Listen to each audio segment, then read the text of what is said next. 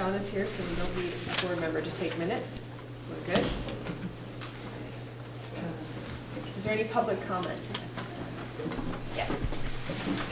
Hi, I'm Tom Armand. I'm a Moncton resident. I teach here at Mount Abe, and I'm the president of Anita. And I'd like to thank the board for being willing to consider a new budget proposal with an increase in per pupil spending of 2.5%.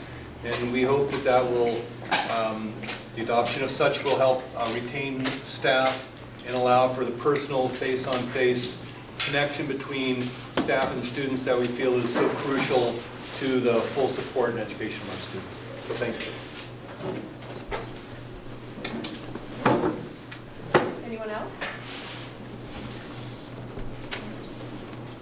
All right. We're going to move on. We have the consent agenda. Is there a motion to approve the consent agenda? I'll make a motion. That's Aaron. Is there a second? A second. Andrew?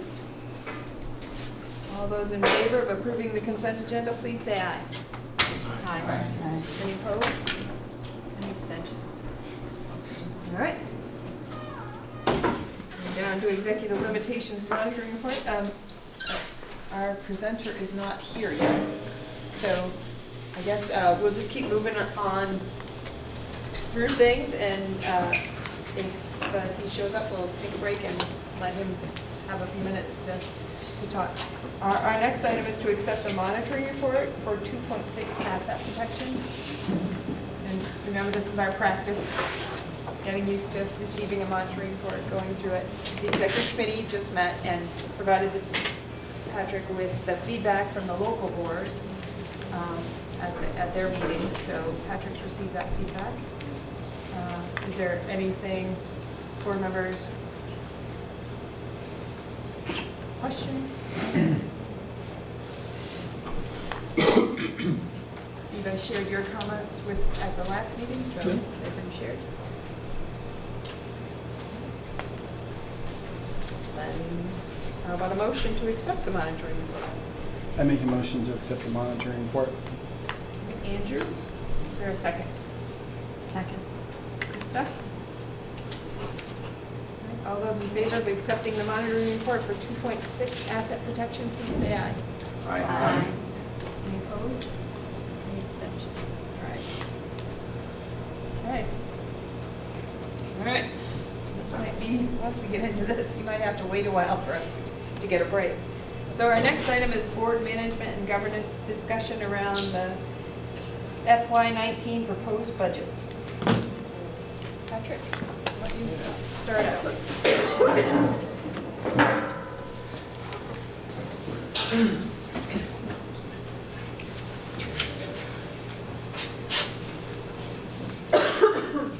So, just to keep things interesting, so we had the 0% that we've seen a few times now and discussed a lot. 2.5% was what the board directed me to bring back tonight at your last meeting last week.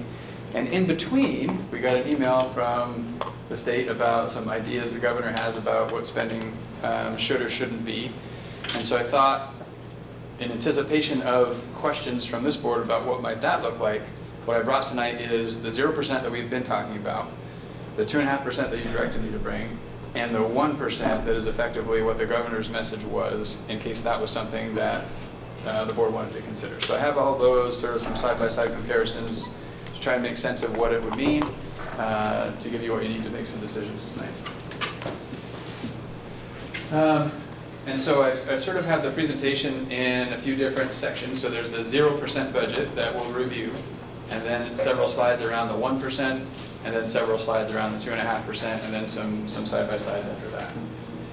So this should look pretty familiar. That would be the ed spending target at the 0% rate. That's ed spending if we made no changes to staffing, etc., and puts us over by that same amount that we've seen in previous presentations. So again, as we've discussed, these are the proposed staffing reductions to be able to achieve that target. And these are the staffing increases for the net staffing reductions anticipated in total. Same explanation about the positions in terms of building that system with the coordinator, coach, interventionist, and the addition of those special educators and the school psychologists. This information is all the same as well. For brevity, I pulled out the slide that had our picture of Stu Dan broken down, but he's there in spirits. The projected tax rate, so this is updated from the last time you saw this. So in between the last meeting and this meeting, Howard connected again with folks at the state to understand more about the 5% cap and how that really plays. The thinking last time we put this together was that the 5% happened at this level with a homestead tax rate. We've since learned that the 5% really applies after the Act 46 adjustment. And in this scenario, it was Lincoln who was actually decreasing by too much. They were decreasing in their rate by greater than 5%. So it had to sort of cap their decrease here, which is why you see Lincoln is the only town with a different rate at the adjusted homestead tax rate. CLAs are all the same that we saw last time. And so effectively, these are all the same tax rates with the exception of Lincoln because of this change, and New Haven because last time we were thinking they were the ones that would be capped at 5%, but now they are not. So really it's the New Haven and the Lincoln rates in this 0% scenario that are different from last time. And so to understand what does that mean, what is the change, here's this same slide that we've seen before with those updated numbers. Only now with the 5% cap showing up in a different place, what I wanted to show was, here's the homestead tax rate, so before Act 46 and before CLA and what the changes would be. And then here's after Act 46 and applying the 5% rule and what that change is. And then here's really in the end, after all those changes and we apply CLA, what the effective change to the tax rates would be. And again, so a little bit different now for Lincoln and for New Haven because of the 5% cap and our new understanding about that. So you can see we're looking at, well, if we look at the homestead tax rate, it would be an increase for everyone but Lincoln, pre-Act 46, pre-5% rule. So you can see it ranges from a decrease of about 3.5 cents at Lincoln to an increase of about 10.25 cents at New Haven on the pre-Act 46 and CLA level. Once we apply the Act 46 savings and the 5% rule, it looks a little bit better. So now it's savings for everyone except for New Haven. So obviously the greatest savings in Lincoln at about 8.5 cents and an increase of about 2.25 cents in New Haven. And then when we finally apply the CLA to that, the effective change in the tax rate for the education purposes ranges from, again, the greatest decrease in Lincoln of 8.75 pennies to an increase of about 4.25 pennies in New Haven. So that's sort of a quick run through the 0% scenario. I think the next one goes into the 1%. We talked about that one a fair bit, so I thought I could go a little more quickly through that, but any questions on the 0% scenario numbers?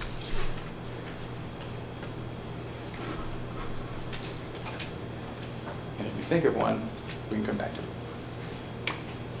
So now I'll walk through the 1%, which is, so in the memo that came from the governor with his ideas about education spending,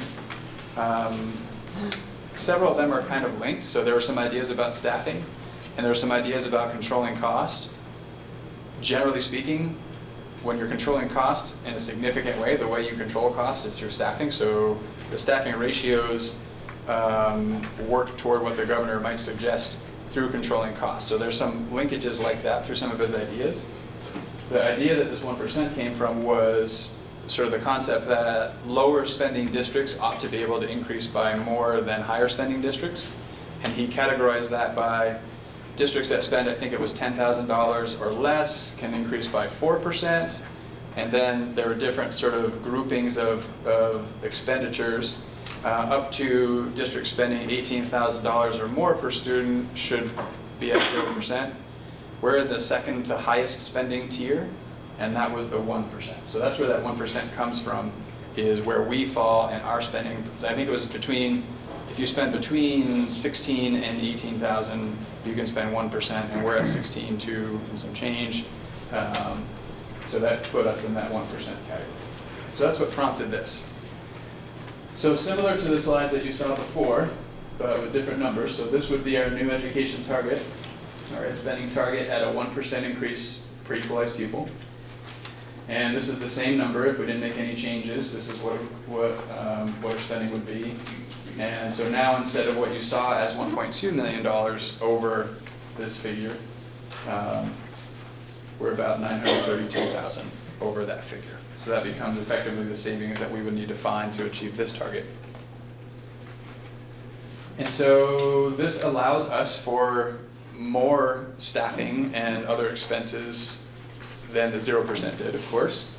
And so I try to use the same structure to the other slides and show where the added staffing would come in. And interestingly, to be sort of parallel with what we've been seeing, the added staffing in some scenarios comes in the form of fewer reductions. So this is proposing one less reduction from the special ed assistants category. And this is one total for the support staff positions.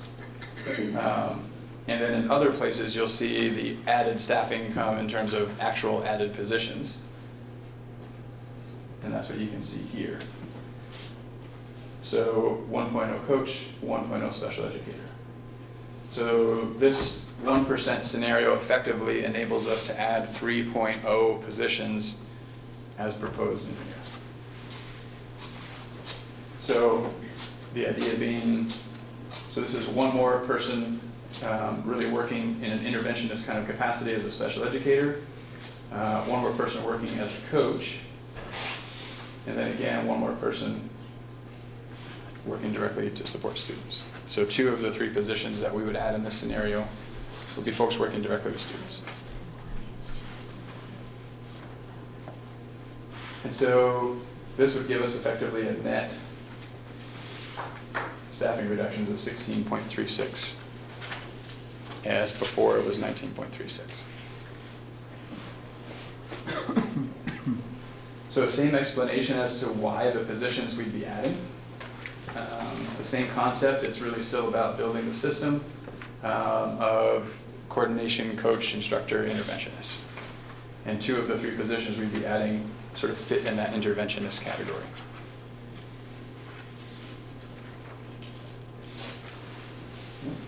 A little formatting issue there. There's our spending again, our spending target at the 1% level.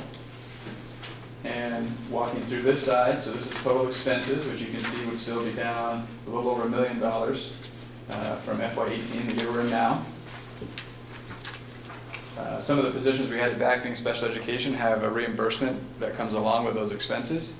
So that changed our revenue a little bit from what we would see in the 0%. But it's still a reduction of about $900,000 in revenue. About $600,000 of that comes from the reduced fund balance carry forward. And the other 300, almost all of the rest comes from reduction in special ed revenue.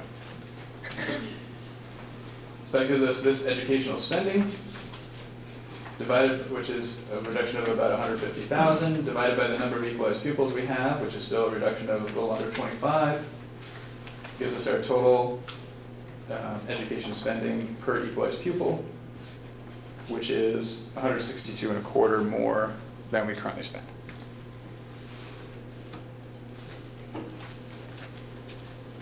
I think I go into tax rates next, so before we go there, any questions on this part?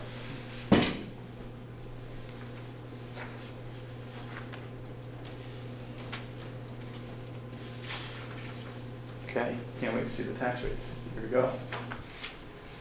So again, this is FY18. This hasn't changed from the other slides, but for comparison's sake, they're still here. So again, for FY19, we're looking at a homestead tax rate. So there it is. Less our 8 cents gives us this new rate. And again, Lincoln is capped because it would have been dropping by more than the 5%. So it's still capped at that 1.6002.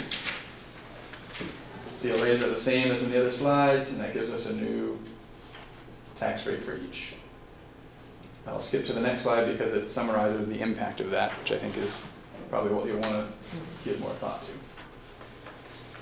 So again, here's the homestead tax rate for this 1%, which is before Act 46 or the CLA are applied. So you can see it's still a reduction for Lincoln of about just under 2 pennies. It's an increase for everybody else, with the greatest increase being just under 12 cents for New Haven, and everybody else is in the 3 to 6. Pre-Act 46, pre-5% cap. So then we apply Act 46 and the 5%. You can see it's a reduction for almost all the towns. Greatest reduction in Lincoln of about 8.5 cents. And the greatest increase in New Haven, only increase being in New Haven of just under 4 cents. And again, you see this is where Lincoln is capped. So they have a different rate than the other towns because of that 5% cap. So then we apply CLA on top of that, and we get sort of a mix of increases and decreases. So the greatest decrease being here in Lincoln again, of just under 9 cents, and the greatest increase again in New Haven of almost 6 cents.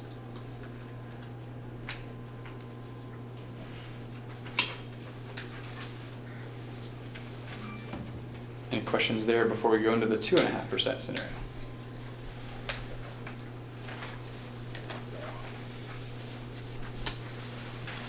Okay. So in the 2.5% scenario, that's now our education spending target. And again, if we made no changes, we're projecting that would be the cost. And so our target is, we would be a little over $500,000 beyond that target. And so again, we get to add positions back in with this 2.5% target. And so here's the summary of what those are. So this is effectively a total of 4 fewer reductions in support staff than what we were talking about before. Coming in the area of general education assistants for 3 of those, and the same one that we saw in the 1% version in special education assistants. So 4 FTE support staff, and then 5.8 FTE over the 0% for professional staff, the same one as the coach that you saw in the previous version. We add 2 more interventionists here, and instead of the 1 special educator that you saw in the previous version for 1%, it's now 2.8 special educators. And in addition to that, we'd have a 0.5 position added to support staff for behavior interventionists. So that's a total of 5.8 professionals and the additional 0.5 there, and that's all summarized down here. So again, 4.5 fewer reductions in support staff, taking the 4 from that previous slide and this 0.5. And then the 5.8 professional staff for a net reduction anticipated of 9.06 FTE. And the idea here was still to think about, so the concept that came up before was the concern around the bridge, and sort of bridging from where we are now to the desired state with the model that we're trying to build. And really the idea was primarily what we need to do to build that bridge is to strengthen the interventionists. And that's what we're hearing from folks, is making sure that we have sufficient people in place to work directly with kids as we work to build this bridge. And in both of these scenarios, the lion's share of the added positions to achieve these targets are for folks that work directly with kids to help build that bridge and to act as interventionists. So same idea, again, about building the system and those positions. Here's the comparison of numbers here. So instead of about $1 million reduction in total expenses, it's a little under $600,000 reduced in total expenses. And if you remember, this is probably a little bit less than what our fund balance carry forward reduction was on the revenue side. And so again, with some of those positions going back into special education, that changes our revenue. So our revenue is still down from the current year, but it's down less now at a little under $800,000. Our education spending goes up from the previous year by a couple $100,000. We take our education spending divided by the number of equalized pupils we have, and that gives us our new education spending of $16,630.11, which is an increase of $405.61 per equalized pupil. And so here's the tax impact on that. So again, this is the homestead tax rate before Act 46, CLA and all that stuff, minus the 8 cents for Act 46, gives us this new rate, times the CLA, produces those. And you'll notice now, Lincoln would not be reducing by greater than 5% anymore, so the cap doesn't apply. So everyone has the same tax rate in this scenario. So if we look at what that means for comparison, so pre-homestead tax rate, or homestead tax rate pre-Act 46, pre-CLA. So we're seeing increases of ranging from 14 cents, a little more than 14 cents in New Haven, to about 5 cents, a little over 5 cents in Lincoln. Then we apply the Act 46 and the 5% rule, which doesn't apply because no one would be changing by more than 5% now. And we see increases of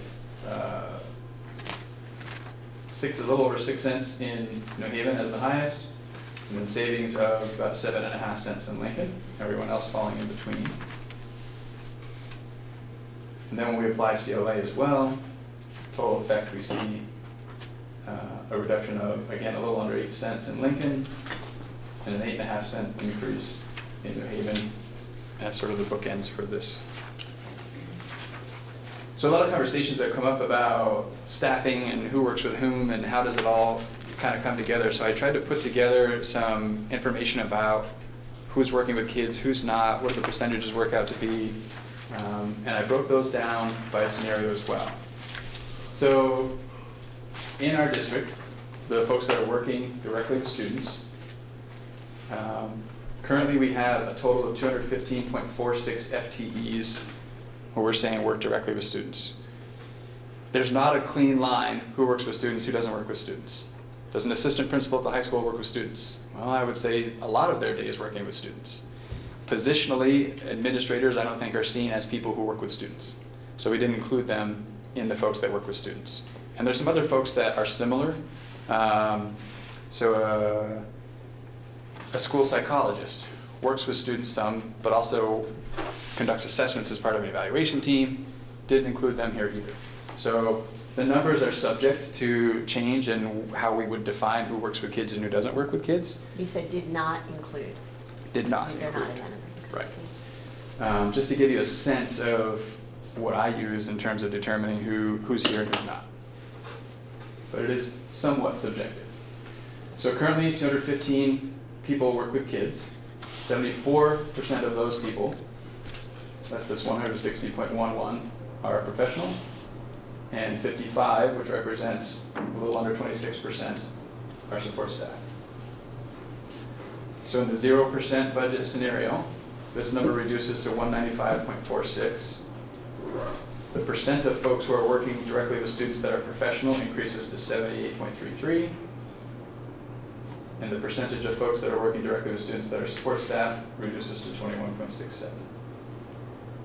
And then you can see the same for the 1% scenario.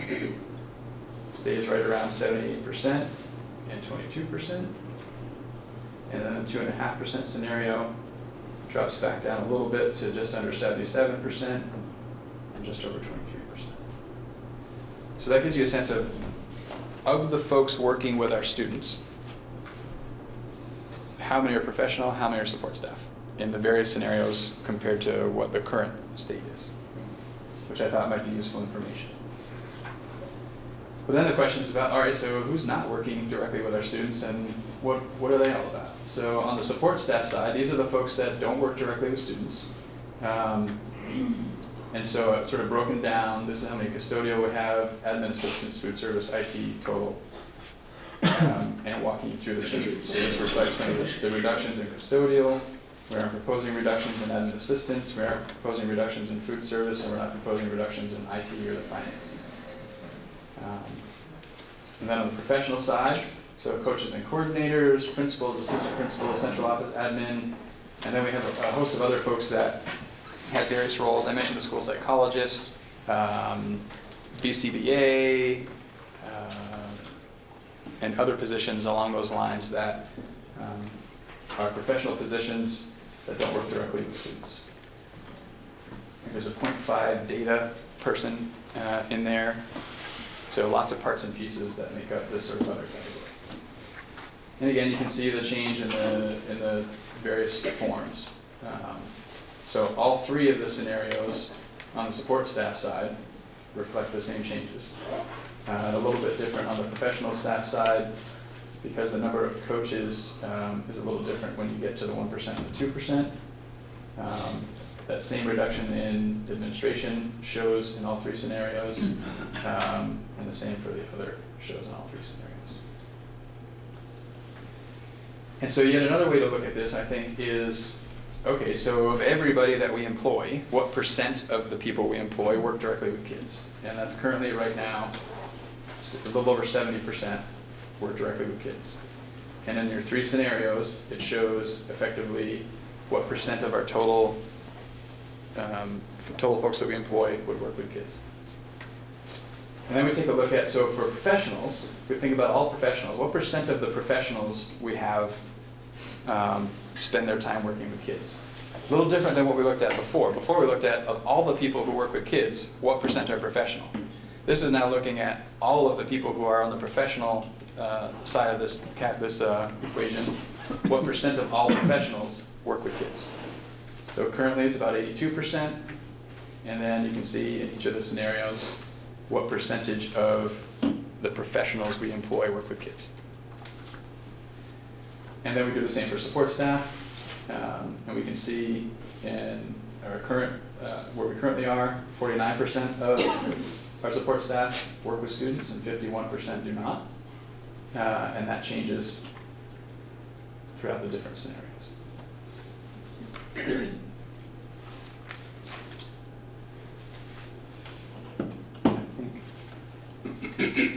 I think this is the last slide. So then there's the conversation that's happening about staffing levels in general and what the ratios to total people employed, not counting subcontractors or anyone else, but total people employed by ANESU and that ratio compared to our enrollment. So currently 306.92, we have 1,421 enrolled, which gives us this ratio of 1.1 to 4.63.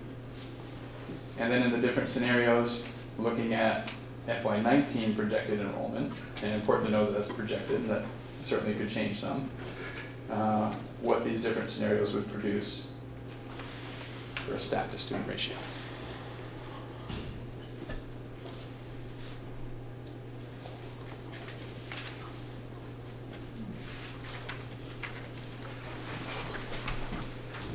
Any questions on any of that? In terms of the governor's letter, the changes that they're proposing would take effect as soon as they voted on something this session, or in terms of some of the limits, like they were saying, if you didn't meet the 1 to 5, there was a penalty. If they were going to flat line fund everybody at 17,000, if you went over that, they'd penalize you. I'm sorry, can you speak up, please? Are there going to be any? Is that an implication that you see affecting you before September? That's the question, right? So it's really hard to predict exactly when might these take effect. So theoretically, the ideas are out there. They'd work their process through this legislative session. I don't know how, as we found last year, once this board's adopted a budget, it's put together, it's sent to the printers, it's warned. It's kind of hard to reverse that process, although ideas were thrown out this time last year about ways to reverse that process. So whether or not that might happen this year is hard to know. Jen?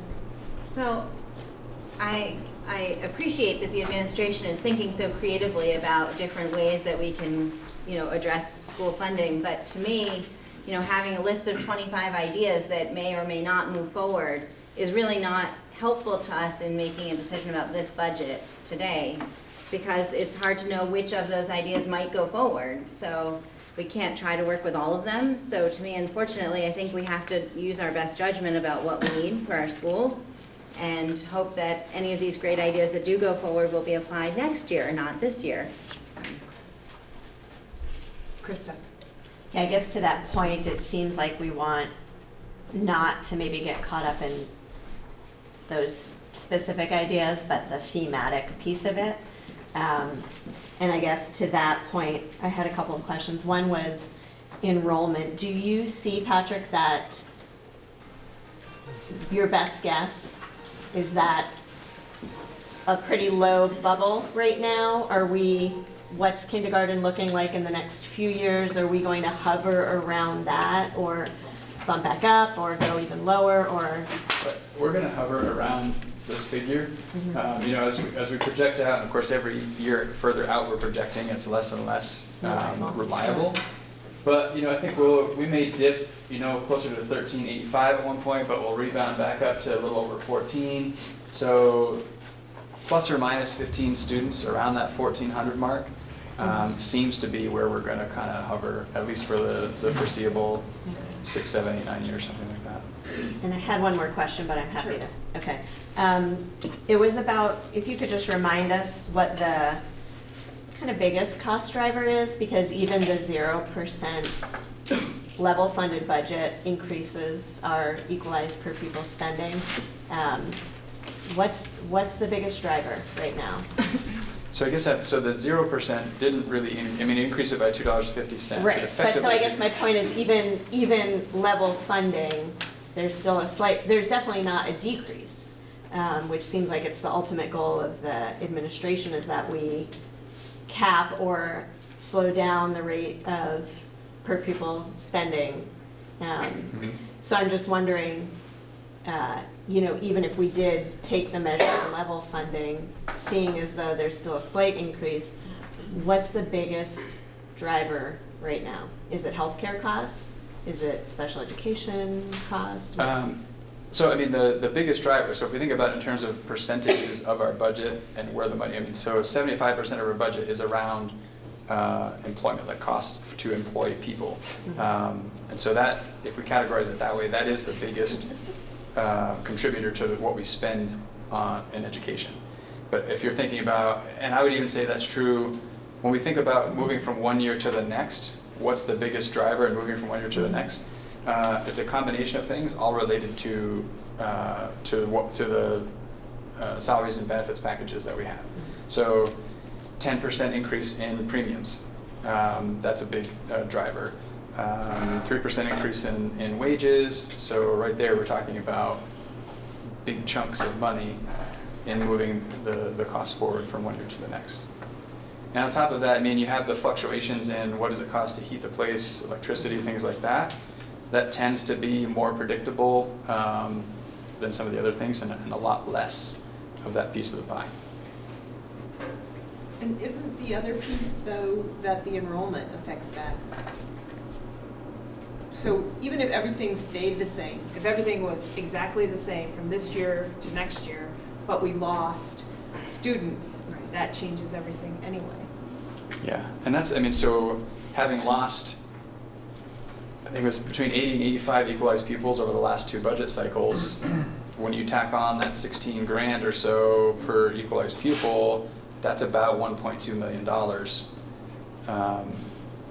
in sort of lost revenue, if you want to look at it that way, in terms of what we spend per equalized pupil over the last 2 years. So the drop in equalized pupil for sure has a big impact, especially when tax rates and all of our spending are tied to what we spend per equalized pupil. Jen? So I wanted to thank you for putting this together. I think it's really clear, and it puts the 3 kind of ideas out there.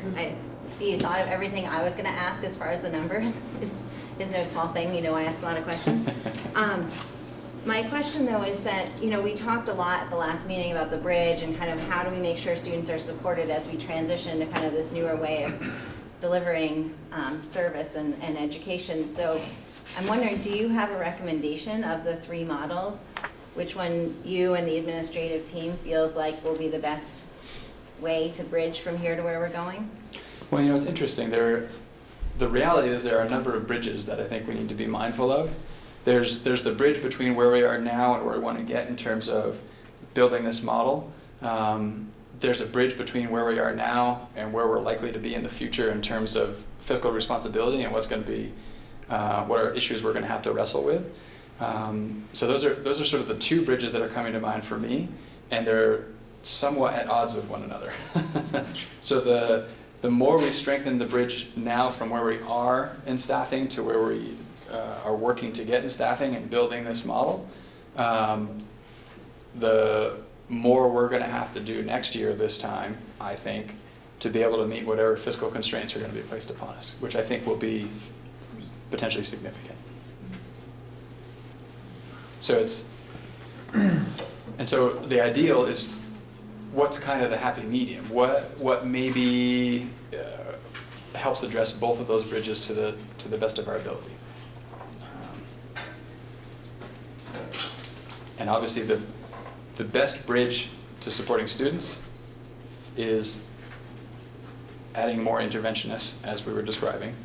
And the best bridge to the fiscal responsibility is sticking with the 0%. And so I think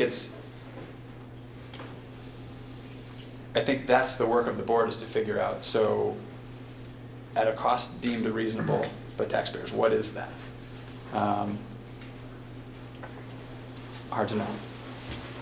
Andrew? So if we build this bridge with this new model that we've been talking about, whether it's 0, 1, or 2.5, in your mind, like once this new system's in place, does that allow you to sort of back off on staffing through a combination of attrition and retraining and whatever, so that the system's in place and that number sort of walks back down? Or does it say, does staffing stay level with this new system? Just anticipating that if enrollment declines or the state steps in with a number, that maybe we're already well situated to be in that place, or are we going to have to cut again? I mean, it's hard to know because a lot of it depends on what does the state end up deciding. Right. So when I think about, so one of the things that has had a lot of conversation lately has been around the staff-student ratio. Right. And in the list of ideas was a ratio of 1 to 4.65, I think was the number. So any one of the three scenarios would put us in pretty decent position in terms of hitting that. There's also talk about eventually moving to a ratio of 1 to 5.0 plus as the ratio they'd be looking at. So if that happens, we have a little bit more work to do. And as you can see, it takes a lot of FTEs to move this needle much. Yeah. And that's part of what we feel when we're talking about staffing ratios. And if the state does put in place some staffing ratio requirements, I think we can learn from this experience about what it takes to move that needle. So I don't know if that answers your question, but Well, I just wanted to, once you have this new model in place, are we able basically to deliver the same level of education or better with less staff? And that sort of staffing drops away, less through reduction in forces, but attrition, retraining, whatever, that you've got some more time to sort of let that sag. So yeah, I mean, the less staffing piece, I think, is a given. I don't see a scenario playing out anytime in the near future that maintains current levels of staffing. Mm-hmm. Given that, I don't think taking the same approach that we've been taking, doing things effectively the same way with less staff, is going to maintain, let alone improve, outcomes. So we have to start thinking about how do we systematize supports so that we position ourselves to be able to improve outcomes for kids. Because even providing the same level is unacceptable. We have to do better, we can do better, and we have to build systems if we're going to have a chance of doing that with fewer people. So the more we can build these systems of support that systematize support for students as well as for faculty and staff, to make sure that we are getting the most out of those interactions with kids that are so valuable. For me, it's about quality, not quantity. The quality of those interactions is very, very, very important, and it doesn't just happen on its own. We need to build systems of support to ensure that that's happening. So the ideal being, with the system in place, we could look to attrition to get staffing to whatever level it needs to be to be in compliance with whatever it is that we need to be in compliance with, whether it's in compliance with board policy that says we're providing a service at a cost deemed reasonable, or it's something that comes from the state in terms of spending thresholds or staffing ratios. If we build the systems, we're in a better position to be able to meet those and continue to improve outcomes. Erin, did you have your hand up? I don't really have a question. I have some comments. I don't know if I should wait until later when we're getting ready to vote or.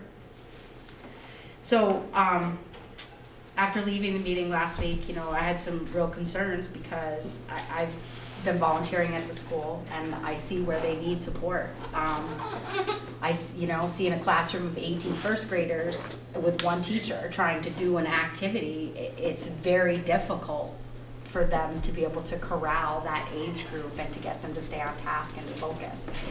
So, I was doing some research and I was just trying to figure out, how far off are we and why, are we scoring so low and spending so much that, the governor is just targeting this as the only place for cost cutting, and I know that he's not really doing that.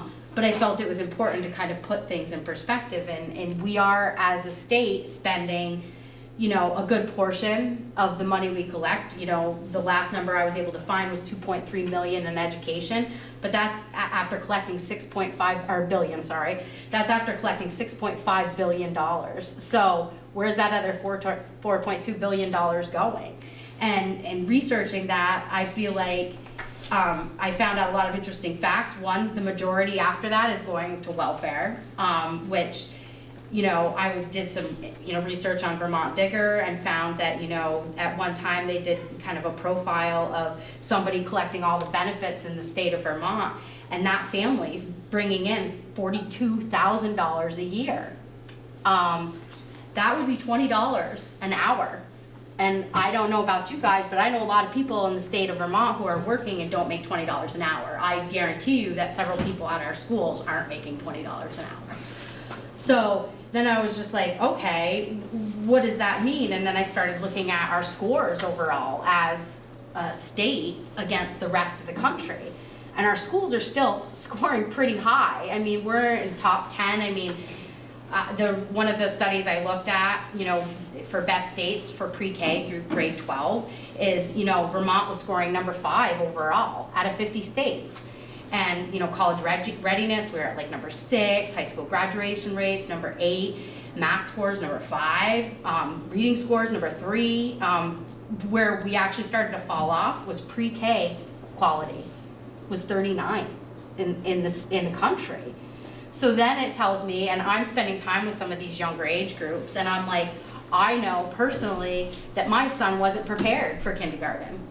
His preschool was at his daycare. They gave him a choice whether he wanted to play or do schoolwork, and guess what he chose? Every single day of the week.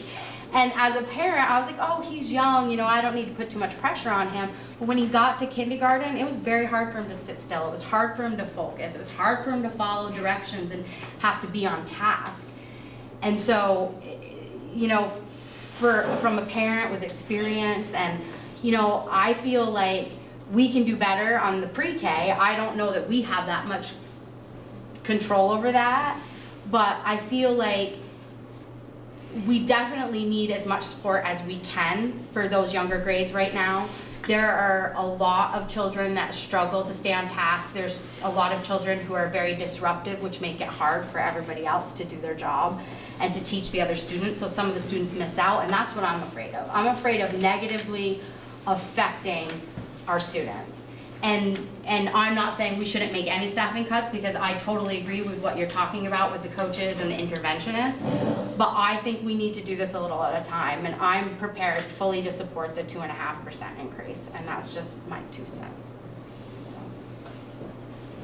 Thank you. Anyone else?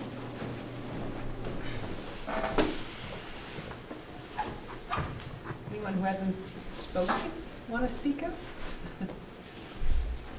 Please, Liz. I didn't know if you had any thoughts around class sizes and ways that those might be affected by this. So as we looked at before, so at the 0%, the class size change was, I think, 1.5 students on average at the elementary levels, and half a student or so, maybe a little less than half a student at the secondary level.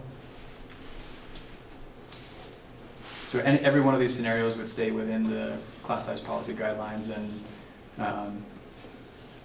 so the class size discussion, I don't think is the driving force here in terms of impact. Caleb? All three of these options basically are taking less dollars to run the school in this coming year than the preceding year, right? So even the 2.5% increase per equalized pupil, if I'm remembering right, is still, we have to find 600,000-ish of reductions. Is that correct? Is that right? Right, so it depends on which dollars you're looking at. So if we look at total expenses, yes, every one of these scenarios requires fewer dollars in terms of total expenses. In education spending, the 2.5% scenario is an increase of a couple $100,000 in education spending. I see. Just by category, but the entire. So I guess just to kind of keep the idea that certainly we had a reduction of students and equalized pupils, which is in some ways the driver on that particular ratio that we're focusing on, then it's appropriate to focus on in the sense that that's the ratio that policy that comes out and puts some kind of cap on, that at this point we don't know about, but we're anticipating. And so I understand that, but I also think that the truth is that we're looking at a budget to run these 6 schools that is in aggregate going down no matter what we're doing, and also that if we're at about this 1,400 level, maybe where we were last year at 1,421, I think, maybe that's the high end of our range, and maybe it makes sense to be sort of trying to modulate down a little to where we think we're going to be. I could see that, but I also just think in a climate where we're seeing so much change so often, we're having the first merged budget after Act 46, we're doing a number of things for the first time. We also had the the governor's proposal last May that I know clawed some money back from healthcare spending that had kind of gotten lost in the shuffle, but I think was a big cost driver to some extent on meaning that we had to find money in that areas. And so I guess it seems like enough of a melee of different factors that I do want to keep in mind that no matter which one of these budgets we choose, we are trying to run this school on less dollars than we did last year. And we want more students to come in so that that ratio gets better, but also just so that we can see that our schools are growing, and that's another conversation. But when we ask you, I'll make a point here, when we asked you to develop a budget with a 0% growth, that was done largely because we were waiting on, because we knew it was a challenging climate. We were waiting on certain information from the state, but not because of, and correct me if I'm wrong here, a known cap that we were just coming up against, but just sort of knowing healthcare is going to be hard. There's this clawback resulting from last May, and the governor has made some, not policy changes, but just generally talking about, hey, I recommend a 0% growth. And so I just kind of wanted to voice that to say, I hope I'm not missing something there, but also just as I think about this 0%, 1%, 2.5%, to kind of realize that all of these things are really within our consideration, that there's not some hard cap I'm forgetting about that says you shall not, post Act 46 go up by more than 2% a year or something. There was sort of that in the first year. I think there's a lot of speculation as to what the new hard cap might be, prompted by some of these ideas, which I think, as Jen said, it's hard to really take any of those to the bank necessarily because we don't know exactly what's going to stick. But the hard cap that does exist is the spending threshold, which is 17,800-ish per equalized pupil, which we're not in jeopardy of We're well exceeding. below in all Yeah, these. so the hard caps that exist aren't something we're really even flirting with. So That doesn't need to be part of the consideration. It's all the other parts of the conversation that we've had that are what we need to consider and you'll need to consider as you think about what's the right direction to go. Sarah? I just had a quick question about the cuts in the professional staff were more in the elementary schools. Is that because you're seeing a greater loss of students at the elementary schools or versus the high school? I just was curious about that decision. Sure. So a lot of that decision rides on, reducing classroom teaching positions in the elementary school increases class size. Reducing classroom teacher positions at the high school eliminates program, effectively. And so wanting to maintain a certain breadth of offerings programmatically at the high school, that's part of what we're looking at. And to reduce the professional positions that we did at the elementary school level and see that translate into a 1.5 increase on the average class size seemed like that was something that would be sustainable.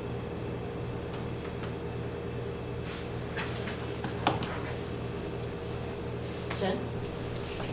So, I think for me, I'm agonizing with exactly what you pointed out is and to me, it's not so much what the administration might do in the next year, but it's what can we really ask our taxpayers if they're willing to pay as far as an increase in their tax rates. I know we hear a lot that taxes are too high, people are paying too much property tax. So to me, I feel that's more of a driving force than kind of what might come out from the administration. I know with the caps that came out, or the whatever they called the not caps a couple years ago, they didn't care how much you were spending. It was you could only increase X% over where you were. And then they got rid of that anyway before it really came into effect. But they didn't consider what your initial level of spending was. So who knows what might come out. It might be a dollar amount. It might be you can only increase by a certain amount. Sometimes I think the way those things get put in, they penalize districts that have been more conservative in the past because everyone is stuck to the same level. So I'm just really hesitant to worry too much about it until we know what we need to worry about. To me, I'm much more concerned about, looking at, I personally stood up in front of groups of people and told them we were going to have tax savings from Act 46. And I mean, we are. And, as you start looking at, when you do the math, it starts not looking like, it is a savings compared to if we hadn't unified. And it's hard when you look at the three sets of numbers next to each other and think about that. So that's what I'm struggling with personally. Allison? So I'm thinking back to last week when I asked Katrina about, it's deja vu, we did this back in 2015, we implemented multiple tiered support systems, we cut staff, and outcomes for students, they're seeing improvement. For me, talking about the bridge, I don't know enough about MTSS to direct anybody and say, well, you have to have this many support staff and you have to have this many specific numbers. So I have to trust the administration and that they're looking at this and they're making the best decisions and choices possible. And if we made the cuts in 2015 and we implemented multi-tiered support and outcomes have improved, I can only assume that if we do cuts again, but we're strengthening our support systems the way you all have talked about rearranging staff, our outcomes should actually improve even more. So, yes, it's difficult when people we know or people are working with kids that we're talking about them losing their jobs and their livelihood. But I'm also a budget person, and I know I may not know specifically what our state legislature is going to do, but they're going to do something. They did something last year, and they did something the year before, and every year it's hard for us to try and figure this out. And if we do this very small and incrementally each year, the amount that we need to cut is going to end up being even bigger than if we are a little more strategic. And that's what I'm hearing you all are trying to do. And the tax rates. Even if if we said we were going to be doing a 0% or a zero increase in our tax rates, people are still going to flip out.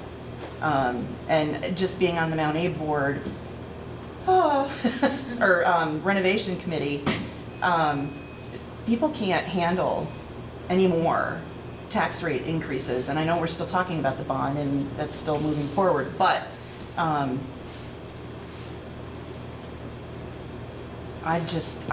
not comfortable. I'm definitely not comfortable with the 2.5%, and I'm even uncomfortable with the 1%. We're still over our spending in terms of what we need to do, but we've been elected by our towns to make these tough decisions and come up with a budget that they can afford to pay. And we're getting to the point where fewer and fewer people are able to afford to pay for this. And it's a quandary, and yes, in a perfect world, there would be tens of millions of dollars, no problem, and we would just keep moving forward. But it's hard. We have to make hard choices.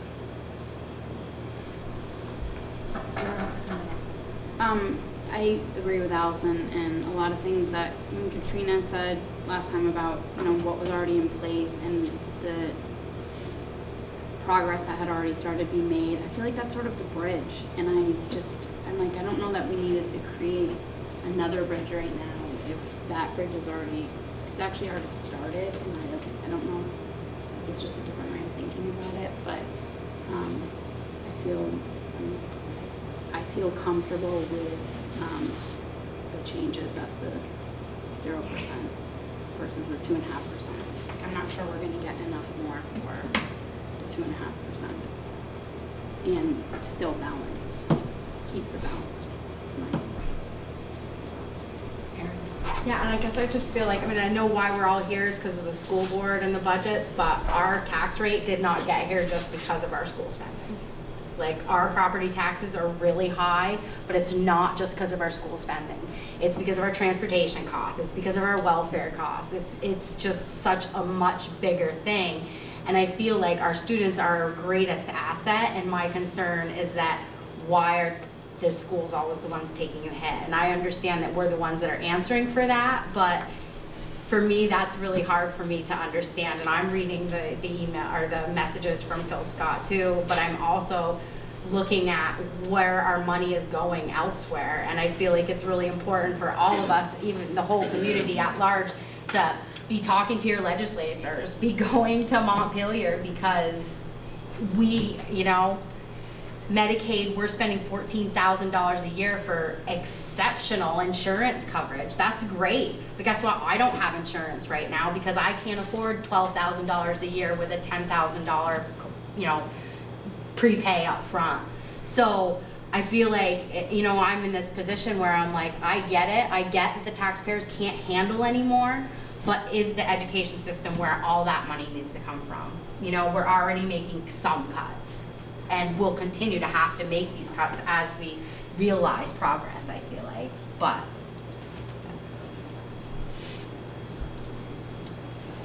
Barry, we haven't heard from you. I want to give you an opportunity.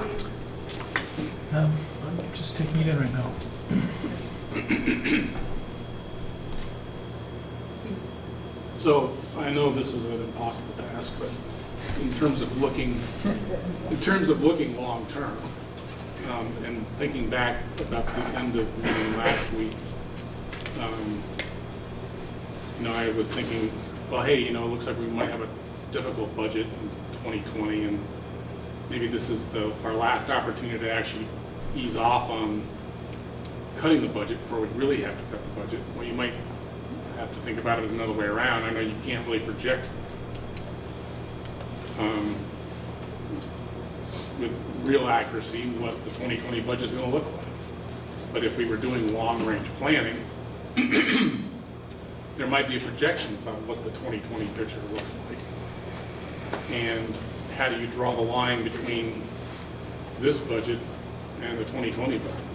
You know, is this, are we trying to save a couple of, you know, save the cuts now for having to double up on the cuts in 2020?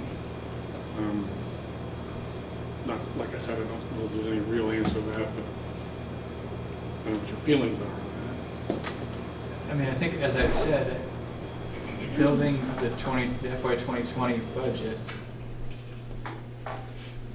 I think will be at least equally as hard as building the FY 19 budget, just given every indicator that I've seen in conversations with people at various levels, it looks like that will be the case. And decisions we make now impact what it will take to meet those budget challenges.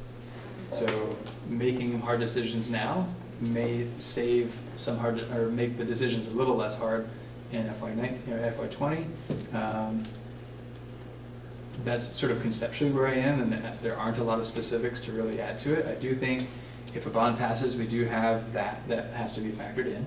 I do think we can anticipate another reduction in the fund balance carry forward, so that'll show up as a revenue reduction as well.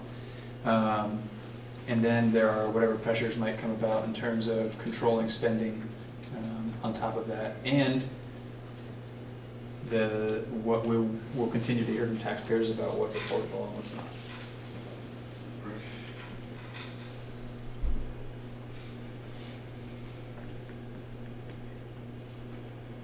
Liz? I'm feeling comfortable with the 1%, so I don't. That's Sorry, where can I you am. speak up? I'm feeling comfortable with the 1% at this point. That sounds like hopefully it would allow us to be successful in a couple of different ways.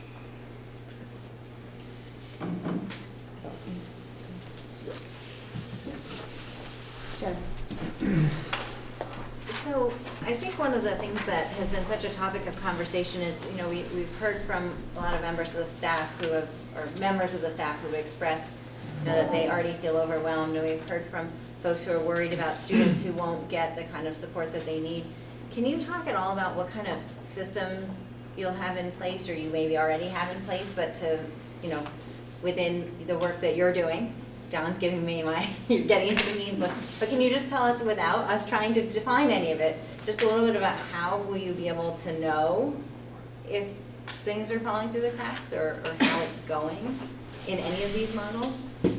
So the really important thing to be able to identify if something's falling through the cracks is to be assessing and to know the effect that our work is having on students. And so we've made a lot of progress already this year in terms of collecting data and looking at data. Building this system will only continue to further our ability to both collect and analyze that data, and to get that data analysis happening in wider circles than it currently is, so we can all be paying attention to the effect our system and the effect our work is having on outcomes for students. And building the system helps provide more targeted intervention that looks at data to progress monitor student performance, so that we know what we're doing is having that effect. So it's both improving the intervention that's taking place and paying better attention to the effects of the intervention that I think are going to improve outcomes for students, and the changes we're talking about making, we believe, will help do that. And these are changes, again, that have been in the works for a while, but we've slowly been building the system. In times of reduced staff, the dependence upon the system to be able to support the folks that are left in the system to work with kids is that much more important. I think about what Allison said about, it was almost as if you suggested we made reductions years back, and did MTSS and the results were positive. The reality is it's not so clean as you do MTSS or you don't. There's a pretty broad continuum about building that multi-tiered system of supports, and a lot of what I'm talking about with this coordinator, coach, instructor, interventionist model, growing that model is growing our multi-tiered system of support. So it's not did it there, check it off. It's more of sort of an evolutionary process where we're going to continue to grow that system to the point that we get it where we want it to be. And every one of the scenarios that we talked about tonight gets us closer to the desired state.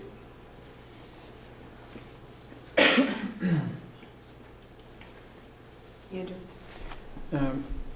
I'm sort of, at the moment, in favor of the 2.5%, and I'm in favor of that because while being well aware of the ratios that we have to contend with and the optics about the bond and wanting to save taxpayers money, I'm also aware of how 0% shocks the system and what it does to morale, to folks who work with teachers. And I would support the 2.5 because knowing it's still a reduction anyway, so folks are still going to be losing their jobs. But that then we look down the road to think about, so how do we stay ahead of this instead of we pass this budget, the voters or taxpayers approve it, and we say, great, and then next year, 1 year later, we're saying, oh, we're back here again. So if we pass a 2.5% budget, how do we start thinking about this every time we're together? And I don't know what that looks like at the board level, but how do we start sort of priming the system for the fact that this is going to happen and then we'll stay like 3 steps ahead of Montpelier and whatever rule they come down with. That at the end it may look the same, but that we take off bites at a time versus all at once.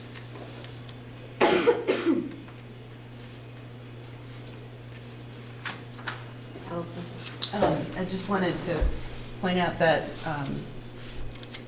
after last week's meeting, I remember, so I'm saying this so that people don't say, well, the administration says there's improvement in the outcomes for students, but where's the data? Well, I remember at some point, Katrina has shown us the data where students spending time in intervention, either the amount of time they have to spend there, that's decreasing. And so we have seen the data, and I don't know if that was for Act 46 or when we saw it, but the data is there that's showing that the system of support is working. And it's not like we're implementing the system of support this year. We started doing it in 2015, and like Patrick said, we're building on it, and regardless of what you do, you always have to do tweaks. So I'm confident in what the administration is doing in terms of strengthening the system that they've already implemented to ensure that students aren't left behind, students will still be served. There are certain legal requirements that have to be fulfilled.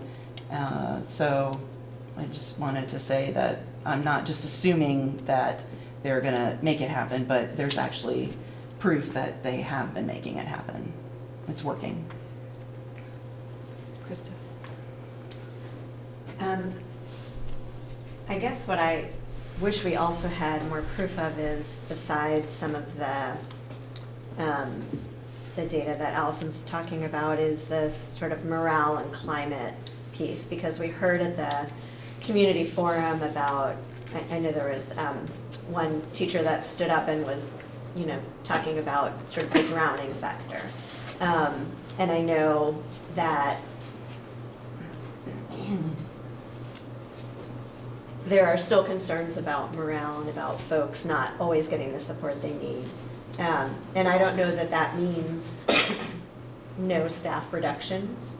But we don't really know one way or the other the nature of those concerns or that morale. We don't have, I don't think, to my knowledge, any sort of systems in place for evaluating the climate among the staff, the climate of the staff in relation to the administration. And so I feel like we have sort of a limited picture. of what this impact would be on one piece of the system. And that, I guess, concerns me. And I guess I also wish that we had a better way of advocating for our schools with the legislators so that we're not just reactive, because this puts us in a really pretty crappy position every year. And as a board, I'd like us to think about if there's a way to build in some capacity moving forward to have more communication and conversation so we can advocate for what we think our schools need. And I'm not saying that that always means more people, or more of anything in particular, but just, you know, I've lost my train of thought. But those two things said, I think I feel like in the moment with the information we have, I'd feel more comfortable with a 2.5%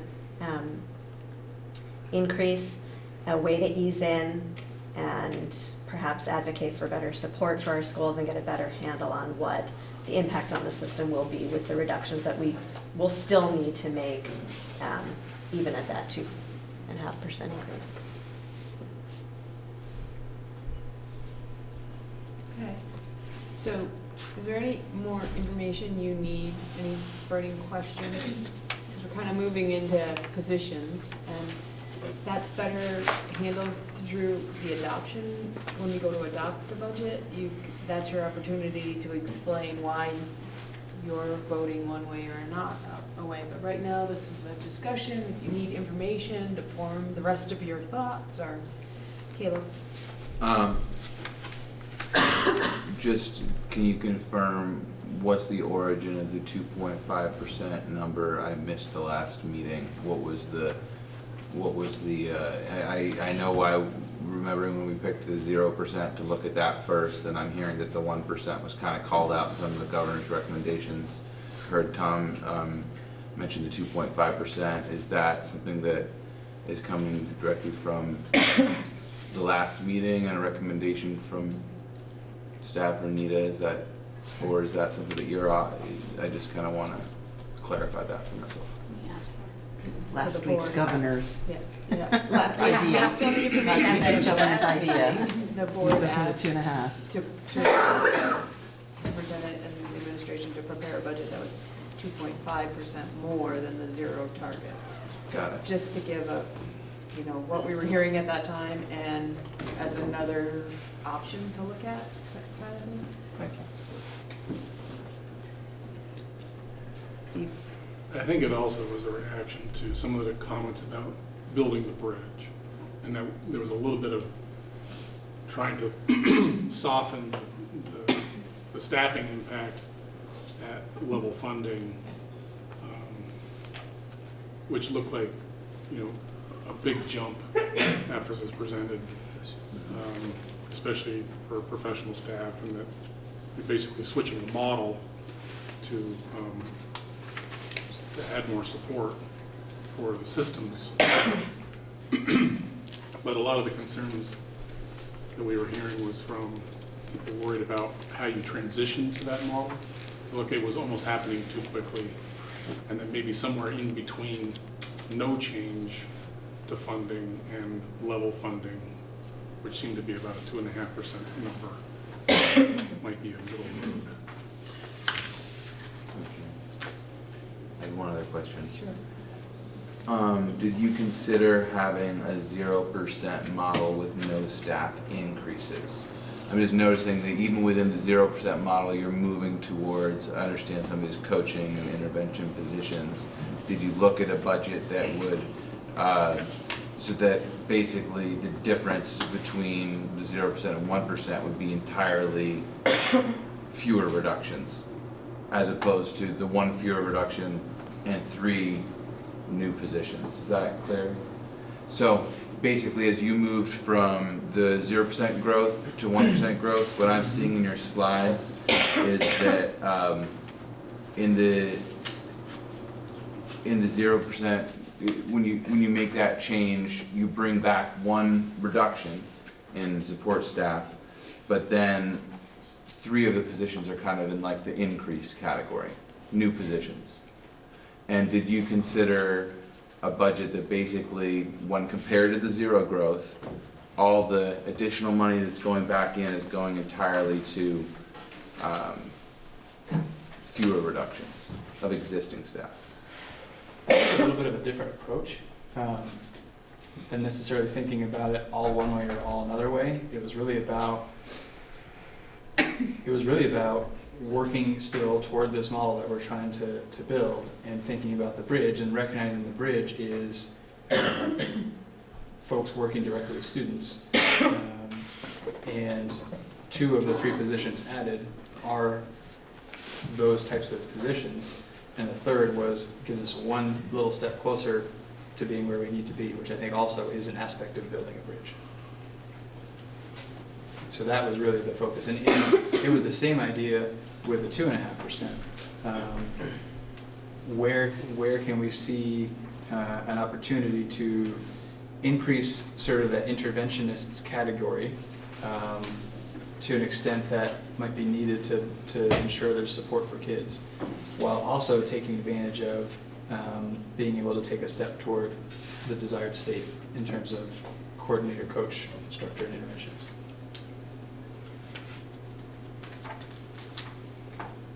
And really, it's coming from a place of, whether it's the 0%, 1%, 2.5%, 20%, 100%, whatever the percent would be, for me, it comes from a place of, what do I think is the right way to go about ensuring improved outcomes for kids?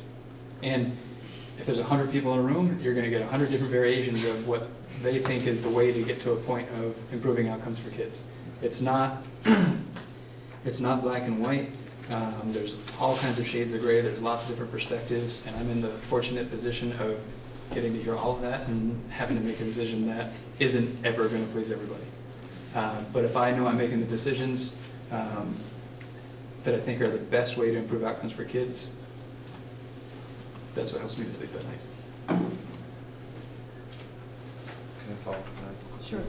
And the reason that I asked, and I really appreciate the answer, is that I want to feel, this is our first budget as of our new merged district, and I think it's important. We're voting it all together by Australian ballot. Like, that's a big change. We really want this budget to pass, and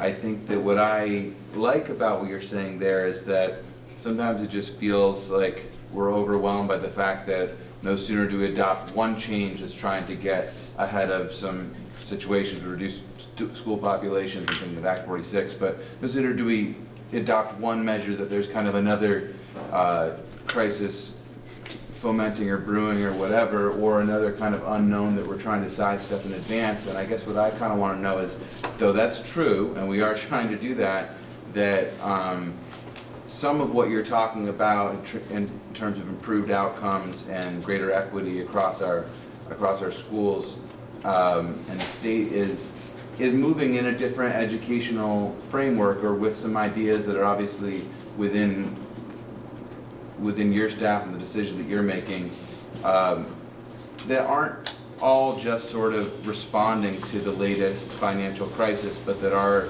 saying there's some maneuvering that's happening here that fits into the narrative of some of the positive steps we're trying to do with a new merged district. That kind of just, which is, and I know that we don't want to get into discussing which budget version we'd like, so I won't say that, but that's kind of what I like about that, is that I feel like we need to highlight that there is some kind of newer, some strategic thinking going on here that's heading towards our goals, that is not ultimately just being thrown one way or the other, and that within each of these different versions there's a kind of strategic pathway there, because I know it does sometimes just feel like, well, all 3 of these models are kind of a reduction, but that feels important to me about that. I would certainly hope that that is in any budget presentation we make, is kind of letting people know at the most basic level what's the game plan for improving outcomes here under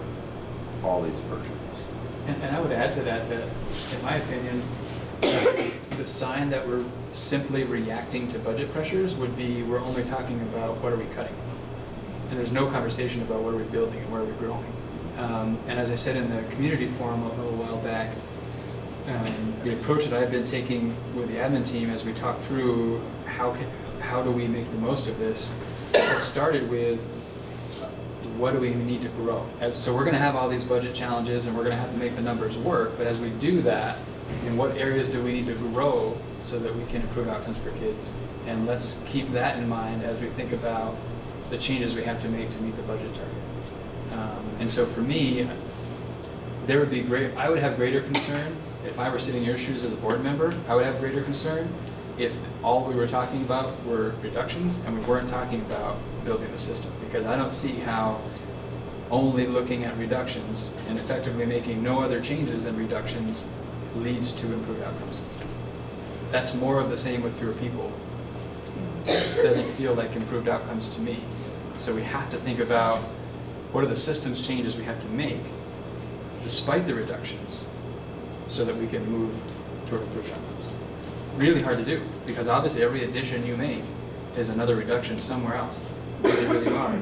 But from building a system, and really if it's about thinking long-term,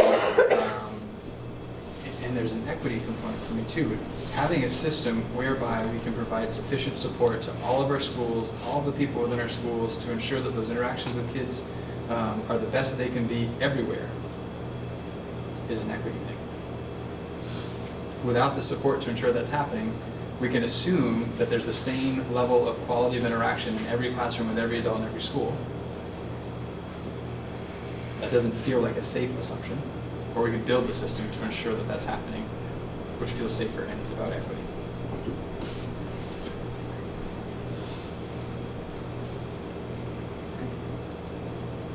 Our next task is to adopt a budget. So, just in terms of process, that would happen via a motion, and then discussion, and then a vote.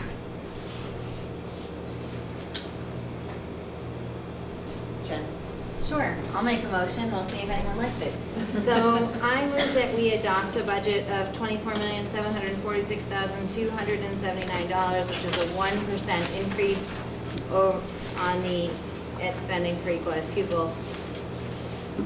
Period, that's the end of my motion. I don't know where Sean went. Did you hear me?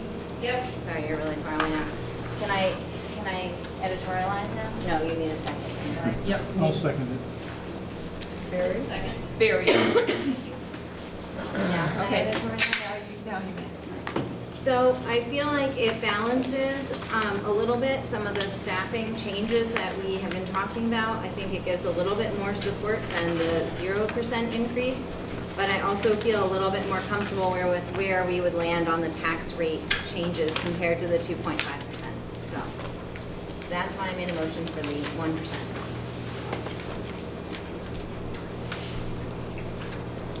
Liz? I also support the 1% because I struggle to see how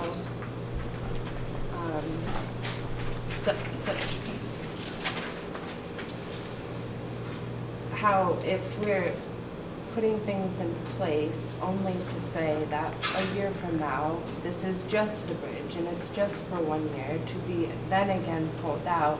I don't know that's I struggle to see how that would how supportive that really is of somebody that might be in a position to hear that news. So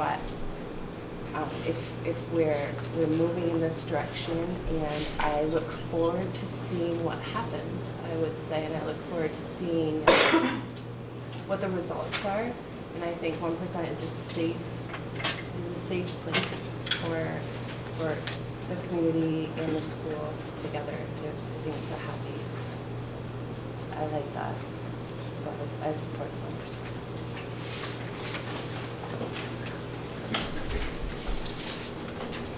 Anyone else? Steve? So I was in support of 2.5% last week. I made the motion. I just think after thinking about it more over the week and thinking about long-term, we do then have to remove the bridge plus in 2020. That could be a fairly even more undigestible activity. But again, we're still allowing some flexibility in terms of with the 1% budget, allowing some flexibility to maneuver some staff around, add folks for the new system. I think it still reduce some of the shock treatment that tax rates might have on folks. So, and better position ourselves for what might happen with the next budget.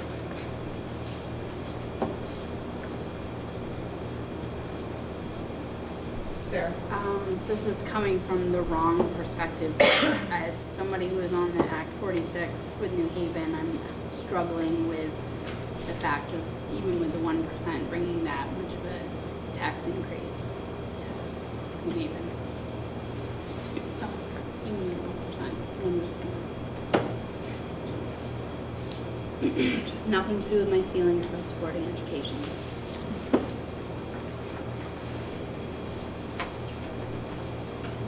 But Sarah, I have to say to you, being from New Haven, no, I mean, and I'm not totally on top of these numbers, I'm just looking at them. I mean, New Haven is gonna see a tax increase no matter what, because unfortunately for New Haven, you guys have had lower tax rates than the other towns, and so that process of shifting to one rate, like this year's kind of crazy for people's tax rates because they're all coming to that one level, so. I mean, it is a little, it looks like it's a little bit more of an increase compared to the 0% and the 1%. Just throwing that up. I know, I'm just pointing out that even at 0, New Haven is still having a tax increase because your rates were lower than the other towns in the district. So think about all the taxes you haven't been paying. That helps. Well, just on that, just to editorialize, it does seem odd to me that we've got one town, Lincoln, that's got this bigger drop that's coming, and one town, New Haven, that's got a bigger rise, but it seems Lincoln's benefit is capped at this 5 cent, but New Haven's detriment is not. Like, we're all in the same, what is it? So the change is less than 5%. The change is really less than 5% because they felt kind of like equivalent changes. So that cuts both ways.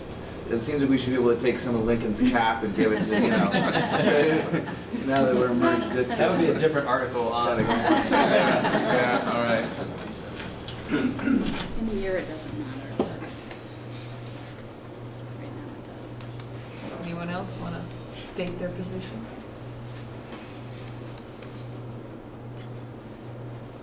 Oh, yeah. Okay. Shauna, could you read me back the motion, please?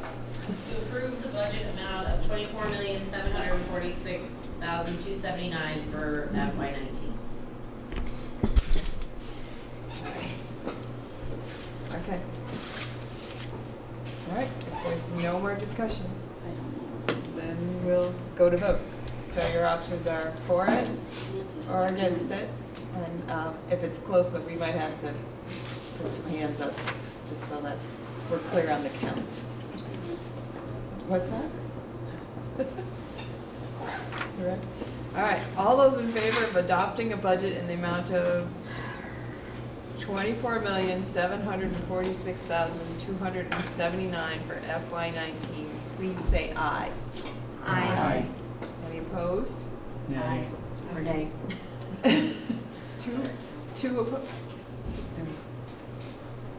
1, 2, 3, 4. 4 opposed, and 1, 2, 3, 4, 5, 6, 7. Oh, I was you opposed. can't vote twice. Sorry, my hands are still up. A little slow to take it 6 down. to 4. All right, any abstentions? All right, so the motion carries. Okay. Now, do you have the warning that it says hand carried, so you need to let. I actually think the draft warning is in it. What was missing were the numbers. We Right. didn't know what they were. So we would just have to put in the numbers based on the budget you just adopted. So I think if we can get approval, I haven't sent it by email today. maybe it was just, maybe I have an updated packet that should. Oh, I don't have I have You're gonna need it, because Oh, you yeah. have to sign it. So we approved the budget amount, so now we have to approve the warning and authorize me to sign the warning, and then, I think Karen, did somebody say Karen said we can fill in the amount?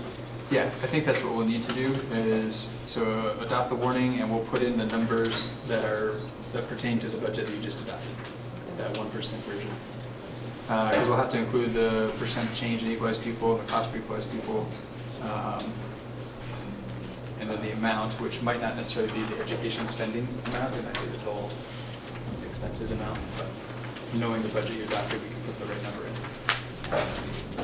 So approve the warning with the 20, that's the number, 24 million, or is that? I just want to confirm, that's an education spending amount you just chose, not total expenses amount? So I want to make sure that we get the right number in here, whether it needs to be ed spending or total expenses. Do you happen to know off the top of your head, Howard? Well, I know what the article take after we take out Hanover, which we have to take out, and it's at 1%,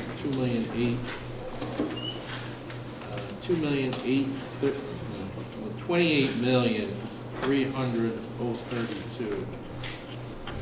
Is the expense number less? That's the number that we're approving here, because the other two lines are approved at the Hannafords. So we always reduce them by the Hannafords, and you know that, don't you? Yeah, I do. And it always hurt to think about it. But the total budget number would be 28,987,738. Is what I have. And recognizing that it's the education spending number that was moved and voted on and approved. I would be perfectly comfortable with the motion stating that in the motion. I just read the number on the top of the slide I was looking at, so. Yep. If that. And, yeah, and I'm comfortable. It's up to you as a board what your comfort level is, knowing the budget that you just approved, making sure that the proper number that has to get warned here ends up here, factoring in the career center and all of that. And then the cost per equalized pupil, which we know, and then the percent increase per equalized pupil, which is a pretty straightforward calculation we could do right now if you wanted. Jen? I have a comment and a question, and I did send this by email to you and Karen as well, but I just wasn't sure if I needed to say it in the meeting. So in the paragraph, the second paragraph, under Article 9, in the second line, it says, blah, blah, blah, notified that public information meetings will be held for the purpose of explaining the proposed budget. I think we should have it just say meeting, because we're only having one meeting, and we want to be very clear that we're having one central meeting. So that was my comment, and I did send that by email, so I just didn't know if I need to say it on the record here.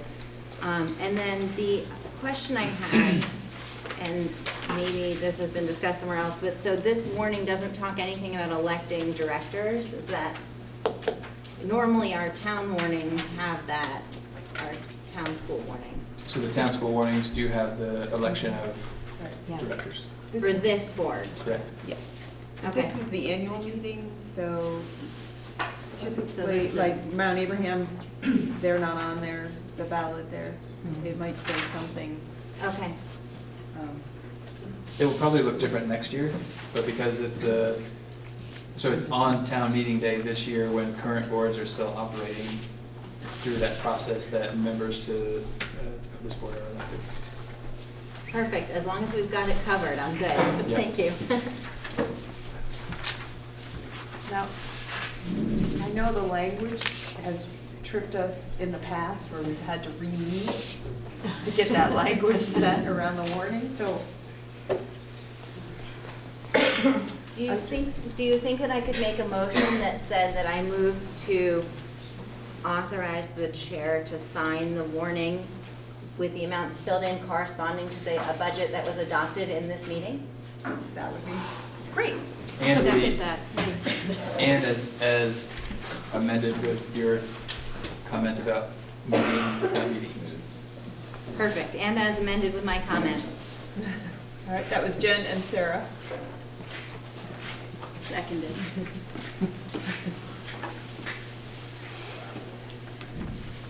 Any further? All right, all those in favor of approving the warning with the clarified information and the corrections as stated by Jen, please say aye. Aye. Any opposed? Any abstentions? All right. Okay. We're a little over schedule, but we're gonna keep going. The role of the board at town meetings, our meeting and the locals have been discussed. Right now, what happens, and I'll use Mount Abraham as an example because they have an annual meeting and it's in one place and it's separate. It's separate from the local meetings. That's what people come to that meeting, you know, to ask questions about the Mount Abraham project. So last week we talked about doing something different just for this, the possibility of doing something different for the first year to sort of let everybody know how it's happening. And we ran out of time, so we pushed it off to tonight. We still have time to plan out what we would do at these town meetings, because we will meet again. No, we won't. No, we won't, because we don't have a meeting before with vacation in there. Our meeting isn't until after vacation, so. So the format for that meeting would be fairly similar to what the Mount Abe board meeting is like in terms of electing some of those positions and. Treasurer and right, a moderator, Right. treasurer, clerk. That, and Pam Marsh is our moderator, so she will run the meeting. Yeah. And we will go through the articles. There are 9 articles on our warning, so she would sort of use this as her, she would go through the process of this.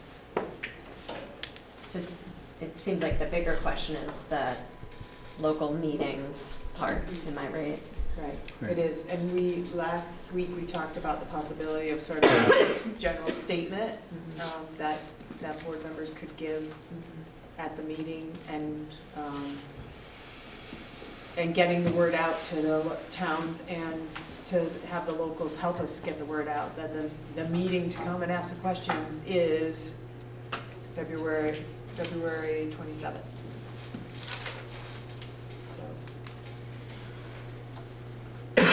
Wait a second, so are you saying the statement would be prior to our meeting? Well, we meet on the 27th, and Right. sometimes Two boards will meet on the Saturday before town meeting, right, Which And is then- prior to the 27th? after. after. Right, so we're all meeting after. Right, so, it could be, you know, we've got to get the word out about the 27th. We've got to get people to come here for the 27th. However, if they don't, then we would have, the thought was that, you know, members could go to individual towns or mix it up. We don't have to go to our individual towns. We ought to be thinking, rather than always dividing up by towns, you know, we're all together, so, going to a different town and sharing a sort of general message.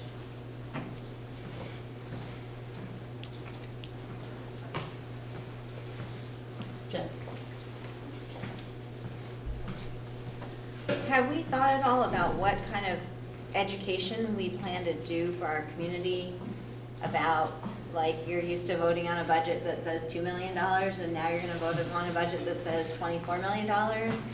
Like, I mean, I was surprised talking to a town officer in Moncton who was not aware that the Moncton school budget, maybe that, not that it was not being part of a unified, but that there wasn't going to be a Moncton school budget.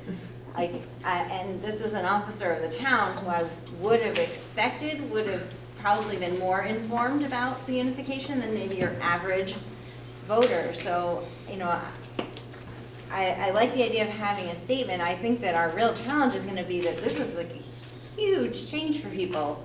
And people might just see a really big number, especially next to a really big bond number on another piece of paper, and just go, no, no, back. Too many zeros, you know? I mean, so to me, the risk of not answering questions when there are people there who want to ask questions is that you're missing an opportunity to help at least those people have more information. And I totally understand the risk of answering questions in different places by different people, and so not the same answers being given. I see that on the balance. And at the same time, I think that our challenge is really, how do we help people know what is going on now in this new school district? And probably take every opportunity that we can to get that information out. So I feel like that Patrick and I have had a conversation. There, around the 12th of February, a postcard's going out about the annual report and where to get that information. So that's going to be happening. In the past, I know the Mount Abraham board has done a one-page flyer that went to every mailbox in the 5 towns, kind of. That certainly is a way to get the word out. Yeah, in my experience, the only way to be sure everybody gets something is to mail it. Unless you're going to go door to door, which is really hard to do. I think about the efforts that were put into the last bond vote to get out and get to people and have the conversations. And I think about how many people were still uninformed about the bond. And that actually included a mailing that went to every house in the 5 towns. It's a pretty difficult task. So the only way you can really be sure you get at least something landed in every home is a mailing. Has that postcard been formulated yet? No. I mean, if we were thinking about potentially going to one of these other meetings to talk, if that postcard language could be the thing you sort of broadcast as the statement? I think the postcard is just, you know, the annual report's ready, here's where you come to the meeting, here's that kind of thing. I think if we want to do another flyer kind of thing, we got to get moving. I think one mailing that incorporates, here's sort of the educational piece that we want you to know about the new process and the budget and everything else, and includes with it, and here's where you can get the annual report, and here's the annual meeting, please come. That makes the most sense, and it saves some money as well, rather than sending a couple of warnings, or a couple of mailings. And I think it's important that I'm not driving the message from the board to the taxpayers as to what the education ought to be. I'm happy to help, but it really shouldn't be my message.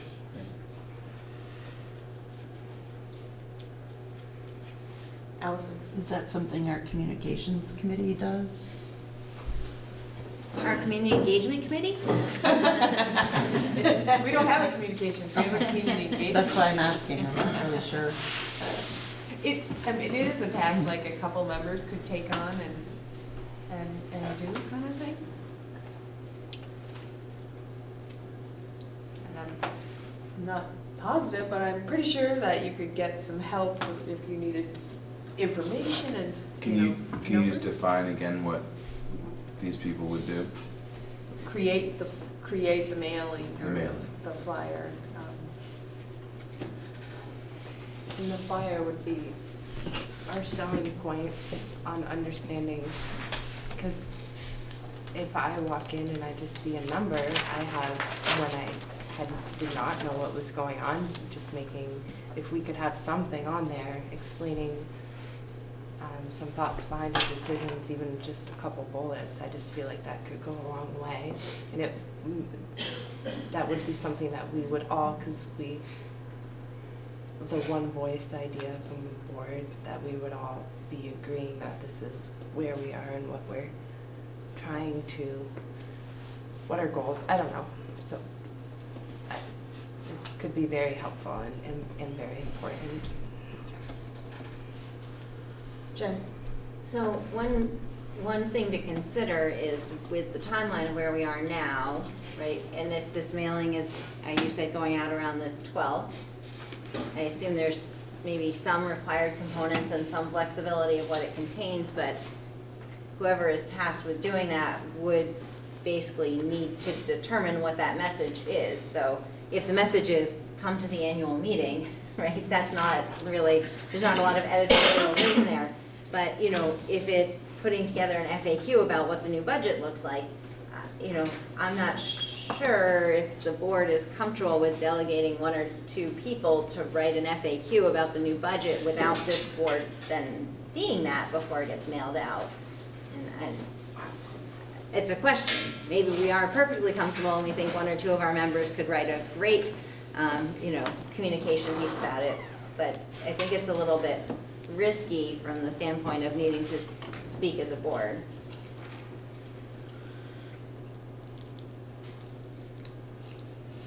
Yeah, I could probably sit down and write a lot of stuff, but I don't know if that would really represent everybody's opinion here accurately, or their view of the thing, so.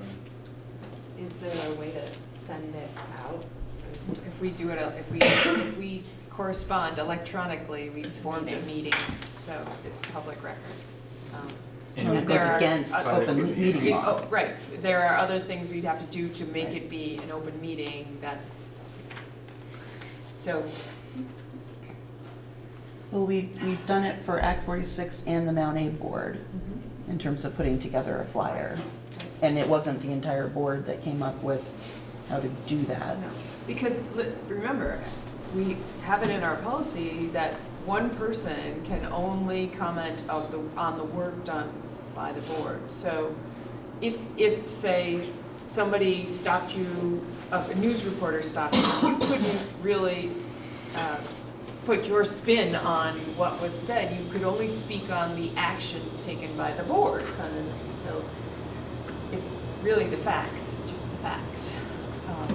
And we have the facts prepared that give us information in this. I'm willing to work on it. I don't think I have any more monitoring reports due, so I'm willing to work on it. And Patrick and I are in touch anyway, so I'm willing to work on it using the information that was in the slides. I can help too. So people are comfortable with that? Caleb? I'm comfortable with that. I do think that whether we're saying, it seems to me maybe we're saying a little bit more, we're hoping to say a little bit more in this communication than just come to the meeting, though we want to, of course, also say that.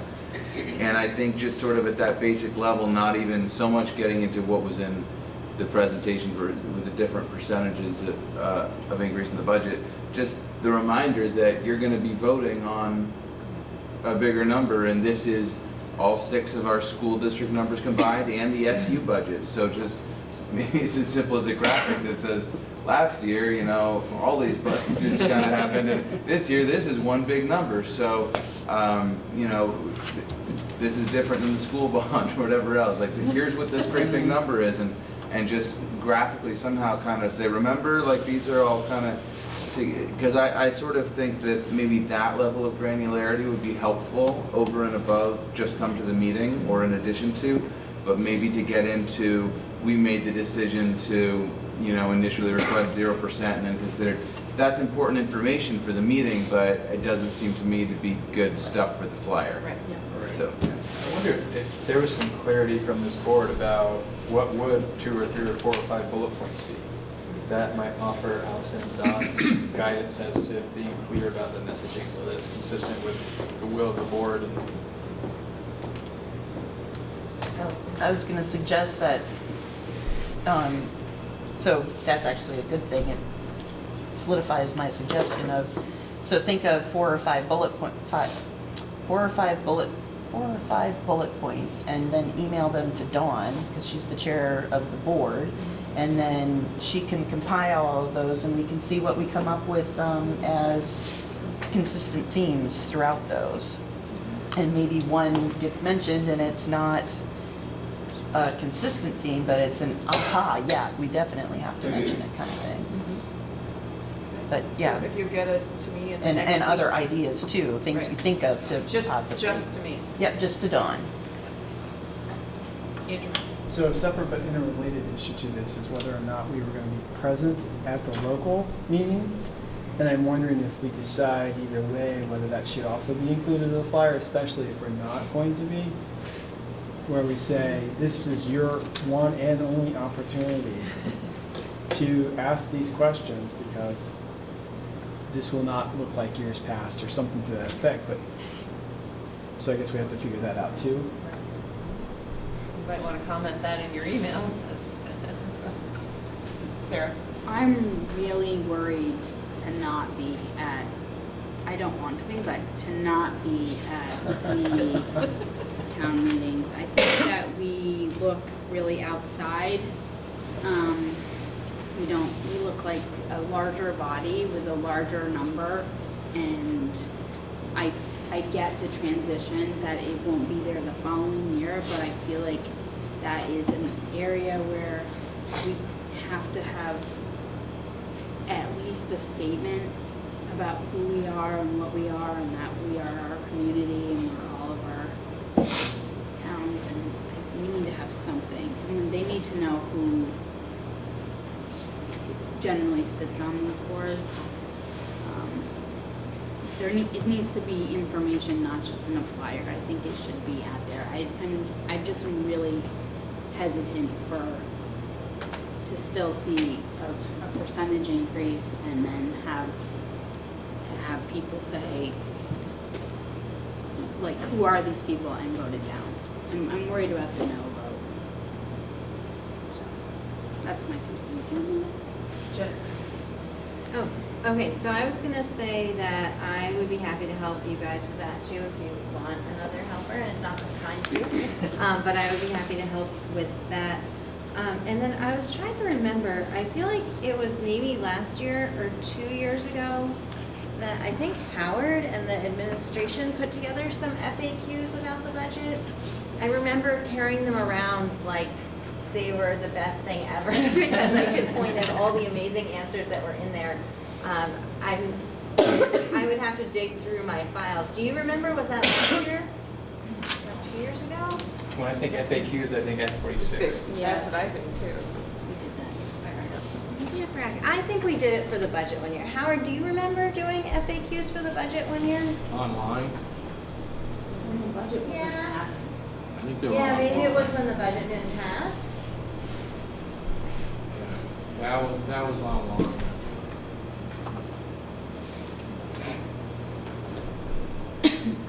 I still keep going back to like, maybe there should be an FAQ sheet that could be linked to from the mailing or something, you know, not, there could be an address you could type in from the mailing to go to the FAQ. Post that. You know, it could be posted that maybe would explain a little bit. And, I'm sorry, can I say one more thing? And to Andrew's point, I think it's a good point. I think that the mailing should definitely be very firm that the place to go to ask your questions is the annual meeting of this board. I still don't know if it needs to say, no one will answer your questions if you ask them at town meeting, but it needs to very clearly, unequivocally state that the annual meeting of this board is the place to get more information about that budget. Yeah. Well, it's in the Mount Abraham chair letter, so, and it will soon be in the SD chair letter, so. I think it's in the Bristol letter too. Somehow, it's To go to that meeting. just that it's gonna be different. And, you know, my impression is that maybe different towns will handle it differently, but there's not an official role for like the people, the board members from one town to speak at that town meeting. At the same time, as long as we make clear we're not speaking for the board, is it okay if we're at those meetings and we're receiving questions as members of this new board to give such answers as we individually, you know, as we see it, you know, with the kind of caveat of like, this isn't me speaking for the board, but also not wanting to be like, oh, I can't speak at all to that because there's a lot, there's a lot going on, and it is informational, and just to be able to say, yeah, there was a meeting last Thursday, some of the content from that meeting could be found in the following places, the vote is by Australian ballot, and isn't it, to keep it between the lines, but is that an appropriate role to play? I think it is. The part that I was a little reserved about is what we say in policy is sort of like we speak to the facts. And if you're standing there saying, I'm a representative from that board, but these are my thoughts, I think I get it, but it just could be confusing to people, and Yeah. it's tricky, I think.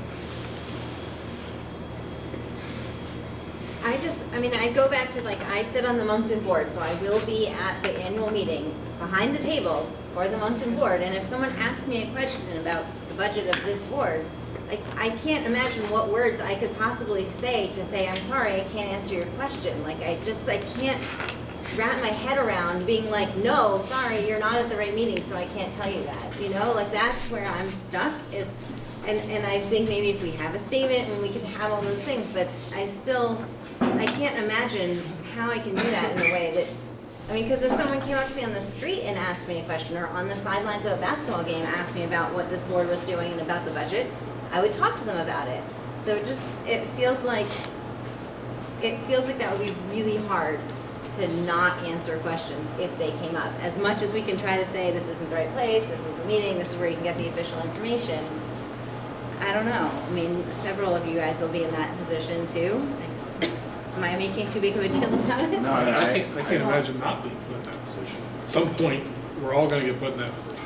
So, best to have just some basic guidelines for dealing with it than ignoring it, I think.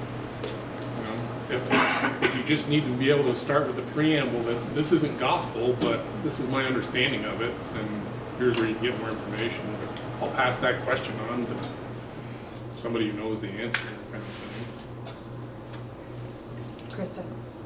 Maybe there's somewhere in between we can't answer those questions and here's what I think I can tell you about the budget, which might just be, there's really great information about the budget available here.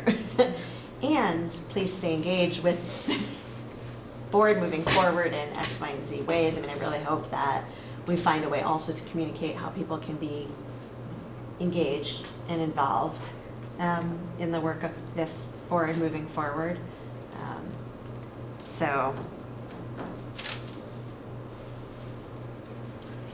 One funny thing about it is that we're all elected by one district, which is made up of the 5 towns. At the same time, our seats are designated by a certain number representing a specific town. So even though that town they're not voting for, Steve and I from Starksboro as Starksboro, we're tagged to Starksboro. And so I kind of feel like the appropriate format is, if you're in that role, because we probably will continue to be in the years, you're kind of reporting to the people of Starksboro back from this board, and most of that probably is, here are the avenues that we're trying to set up for you to engage with that board. But I think another part of that can be, you've asked a direct question about what happened at this meeting, and I'm going to tell you, and just the facts, like you're saying. And I think if we kind of keep it as that, not extemporizing, and I think it should have happened this way, what I was supporting was this, if you can't do that. Yeah, I know, but just giving an example of what not to do. I hope that was okay, because that to me, to not do at least that, to be the reporter back on these events would kind of defy common sense. And I think reporting the facts back, absolutely. You can definitely report the facts back. It's where you get the... And in that way, you are speaking on behalf of people. That's, if you're simply reciting what actually took place, and it's on camera, and it's all public information anyway, I think the other scenario you described where, well, let me take my board hat off for a minute.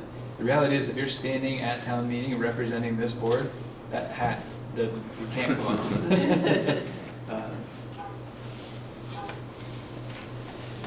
Well, I know we had a really, really good conversation about that on the Act 46 committee, and one of the members of our committee was from our select board.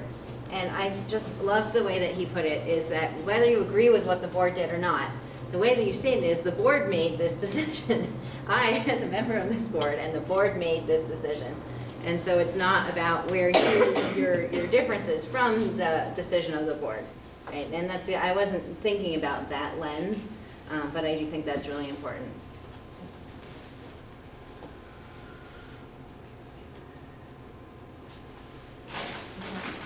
So I'm still a little confused, sorry, about the, about the calendar. There's going to be some town informational meetings on what remains of the local budgets or the local school board reports before our informational meeting. If somebody has the ANASU and can go look at the calendar, you can see the night, there's one night in particular that there's 3 or 4 meetings. Right. So effectively, the annual meeting of each school district is the informational meeting about the budget that's voted on by Australian ballot typically. Right. So in this case, there's only one district that actually has a budget that will be voted on. So it's the annual meeting of this district that is the informational meeting about the budget that's then voted on by Australian ballot at town meeting. On town meeting day. Town meeting day. Right, So right. pretty much I think our big informational meeting for this merged district, I believe, is before And- all the town, and Starksboro is the Right. first, we're on Starksboro, and then there's a bunch, but basically, the big info meeting will happen before all the town meetings, and then the vote, the actual Australian ballot vote will happen after all the town meetings. So Right. they're sandwiched right in between. But there isn't like, for instance, a separate Robinson School informational meeting before town meeting? No. Okay. Moncton does have a separate annual school budget meeting, which is separate from town meeting. This But year, in it it. happens to be scheduled on the same day. We used to do it on the Monday night before the vote. But the challenge this year is that the meeting of this board is happening earlier than the meetings of all those local boards. So if it was the other way around, if someone was asking questions, say, great, come on Friday and come to this meeting. Right. You know, but it's hard to answer. Sorry, you missed your chance to ask the questions. Right.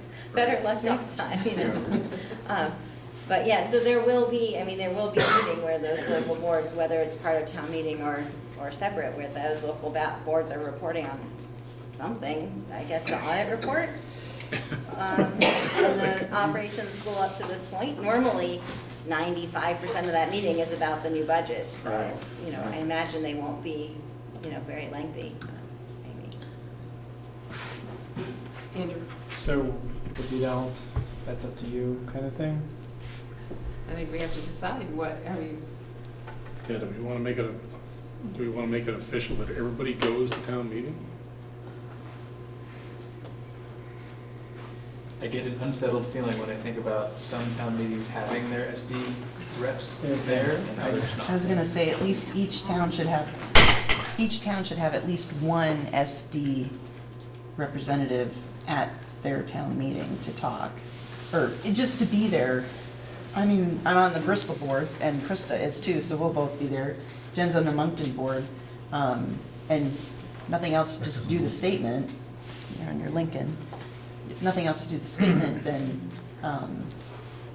provide a visual presence for everybody. Jen? Can I ask that we be clear if we're talking, when we're talking about this, about the town meeting or the town school meeting too? Because, I mean, even though they might be happening on the same day, they're not necessarily the same meeting. Yeah, that's what So, Starksboro does, like, they do it. as the a same member of day. the Moncton School Board, I generally have tried to attend our town meeting.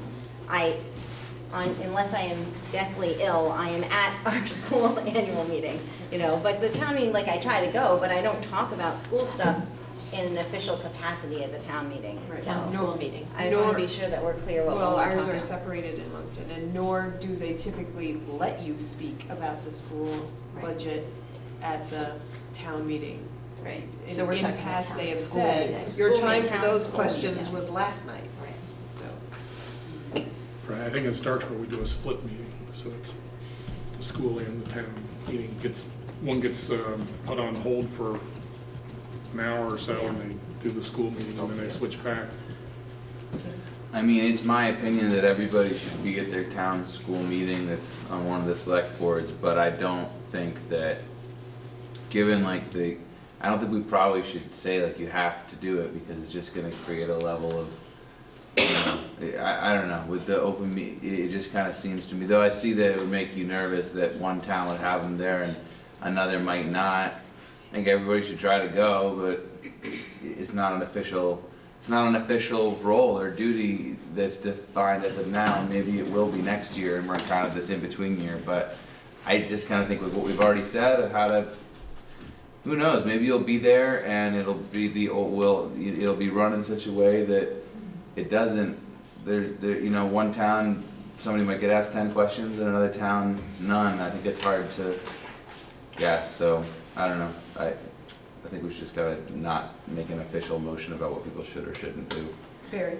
Can we do a poll to see which towns do have people that are going to be at their local school meetings from this board? You can, or I was thinking you could put that in your bulleted email to me, and then I would know if a town wasn't covered, that I'll either go or I'll reach out to go with someone. Jen? My feeling is that perhaps what we could do is we could leave it to the representatives of each town to ensure that at least one of you will be there, and if neither or any of you can be there, then maybe reach out to Dawn. But I think that, I guess I would even feel comfortable having a motion, if needed, saying that we strongly believe that there should be representation from this board at each town meeting, and that the town school meeting, thank you, my own rules. And that that the representatives from that town need to work it out and contact the chair if they're not able to, or something like that. Do you think we need a motion of that nature? I think, you know, talk amongst yourself and plan that somebody will be there. If you don't have a town that's represented. I think New Haven is the only one that doesn't have a current town board member on the SD board. If you need an extra person to go along, let me know. Try and work it out. Well, and I also just wonder, Barry, between you and Rebecca, if you guys need any extra support in Lincoln. You know, I would just hate to find out after the fact that there wasn't representation. I think Rebecca I has think to that be there, Rebecca but would be fine. I know she hasn't been able to be a part of a lot of the budget discussions, so. She's up on it. I wasn't trying to call any question, I was just trying to be supportive and helpful, but if. Yeah, I think if you that she'll be guys fine. feel She like does extra support. is just very eloquent when she speaks, unlike her father. So, Okay, perfect. All right, so does everybody, if you're not gonna make your local town school meeting, let me know. But there will be a statement. Yeah, and we'll, I think that we I probably will be too. yeah. Yeah, I wonder, as you're thinking about the bullet points that you're going to email to Don, if there are questions, I'm thinking about the FAQ idea, if there are questions that you're hearing from constituents, or questions you have yourself, or questions you can anticipate people asking, if you can include those maybe in that email, we can use that as we think about building an FAQ. 4 or 5 bullet points and questions you've heard or questions you've had. Okay. All right. Everybody good? Okay. Moving down to action item to accept the monitoring report for 3.1 Unity of Control. Did you all get that? It came in a separate email. That is, the interpretation was done for that report in the past, and so it was just up to be written, so. I make a motion to approve the monitoring report. I'll second the motion. All right. Any questions? Thank you for writing it, Dawn. You're welcome. All right. If there's no other question, all those in favor of accepting the monitoring report 3.1 Unity of Control, please say aye. Aye. Any opposed? Any abstention? The next item is to accept the monitoring report for 3.4, monitoring the superintendent's performance. And just as a note before we get into it, the executive committee tabled that item. They looked at it, it was all set, but there was one piece of information we discussed about the use of the feedback form. And that came from my concern. I didn't put it in the report because I went back and forth as to whether it was appropriate to be there, and after some discussion, they'd like to see some reference of using the feedback form because it's the system the Policy and Governance Committee recommended and boards adopted for a process to do, and listed in the process is using the feedback form. And what's happening now is because the local boards are not all using the form, it's hard to find the feedback when you need it to have a discussion. So they wanted some sort of documentation about that feedback form in the report itself, so I'm gonna go back and add it in. So you can accept it as is, or you can table it as well till the next time we meet, and it'll be I'll figure out where to add in that piece. Jen? I'd like to make a motion to table the report and review it in the future. Okay. Second. All right. All those in favor of tabling the monitoring report 3.4, monitoring the superintendent's performance, please say aye. Aye. Any opposed? Any abstentions? All right. Do we need an executive session? All right. Is there any public comment? Tom Larman again from Moncton. I appreciate all your efforts, but I am disappointed in the result.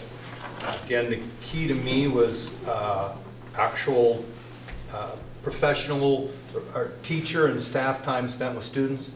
And as you look at the staff working directly with students, with the 1%, we're still down 18 staff working with students. And if I multiply that times 7 hours a day times 175 days, I get 22,000 hours that are now lacking. But I do get 5 additional coaches who don't work with students. Professionally and as a taxpayer, it'll be hard for me to support this budget.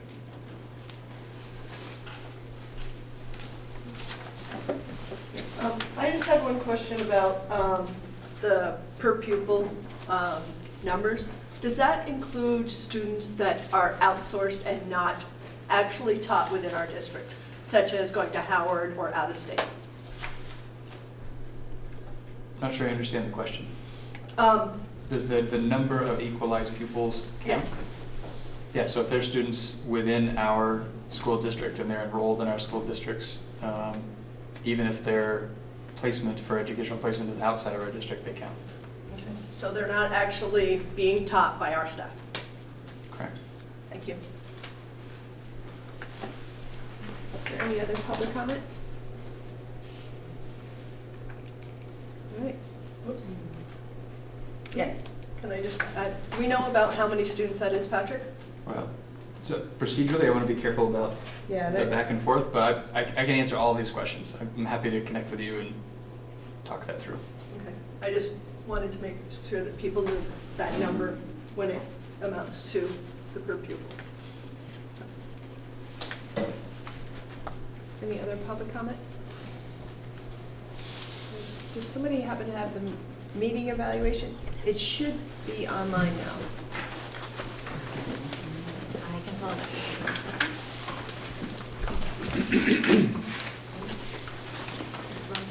Oh, is it there? Yes. Okay, so I'm gonna fill in the date of the meeting. And my name as the person completing the assessment. What is the level of engagement of all board members, high or low? Aye. High. High. Any comments we want to say about that? Respectful dialogue. Great. It's new that it's online. Even though I'm the one filling out, I might add that we have good attendance tonight. I think we've noted in the past, not so much, so. Okay, was the agenda followed? Yes. Yes. Great. Any comments about that? No comments about that? Okay, what went well with the meeting? Put it in the budget. All right, we voted on a budget, great. So we got our work done? Anything else? Everyone's really contributing a lot here. What suggestions do you have for ways to improve future meetings? There's chocolate over there. She just didn't come around with Oh, all never the did. Come around with taste off over there. Chocolate.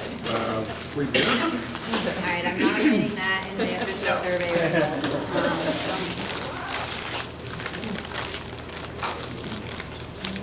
Nothing? No one has any suggestions for how to improve meetings in the future? Okay. That's it. All right, then I'll take a motion to adjourn. Make a motion to adjourn. Andrew, is Second. there a second? Barry, at 8:44. All those in favor of adjourning, please say aye. Aye. Any opposed? Any abstentions?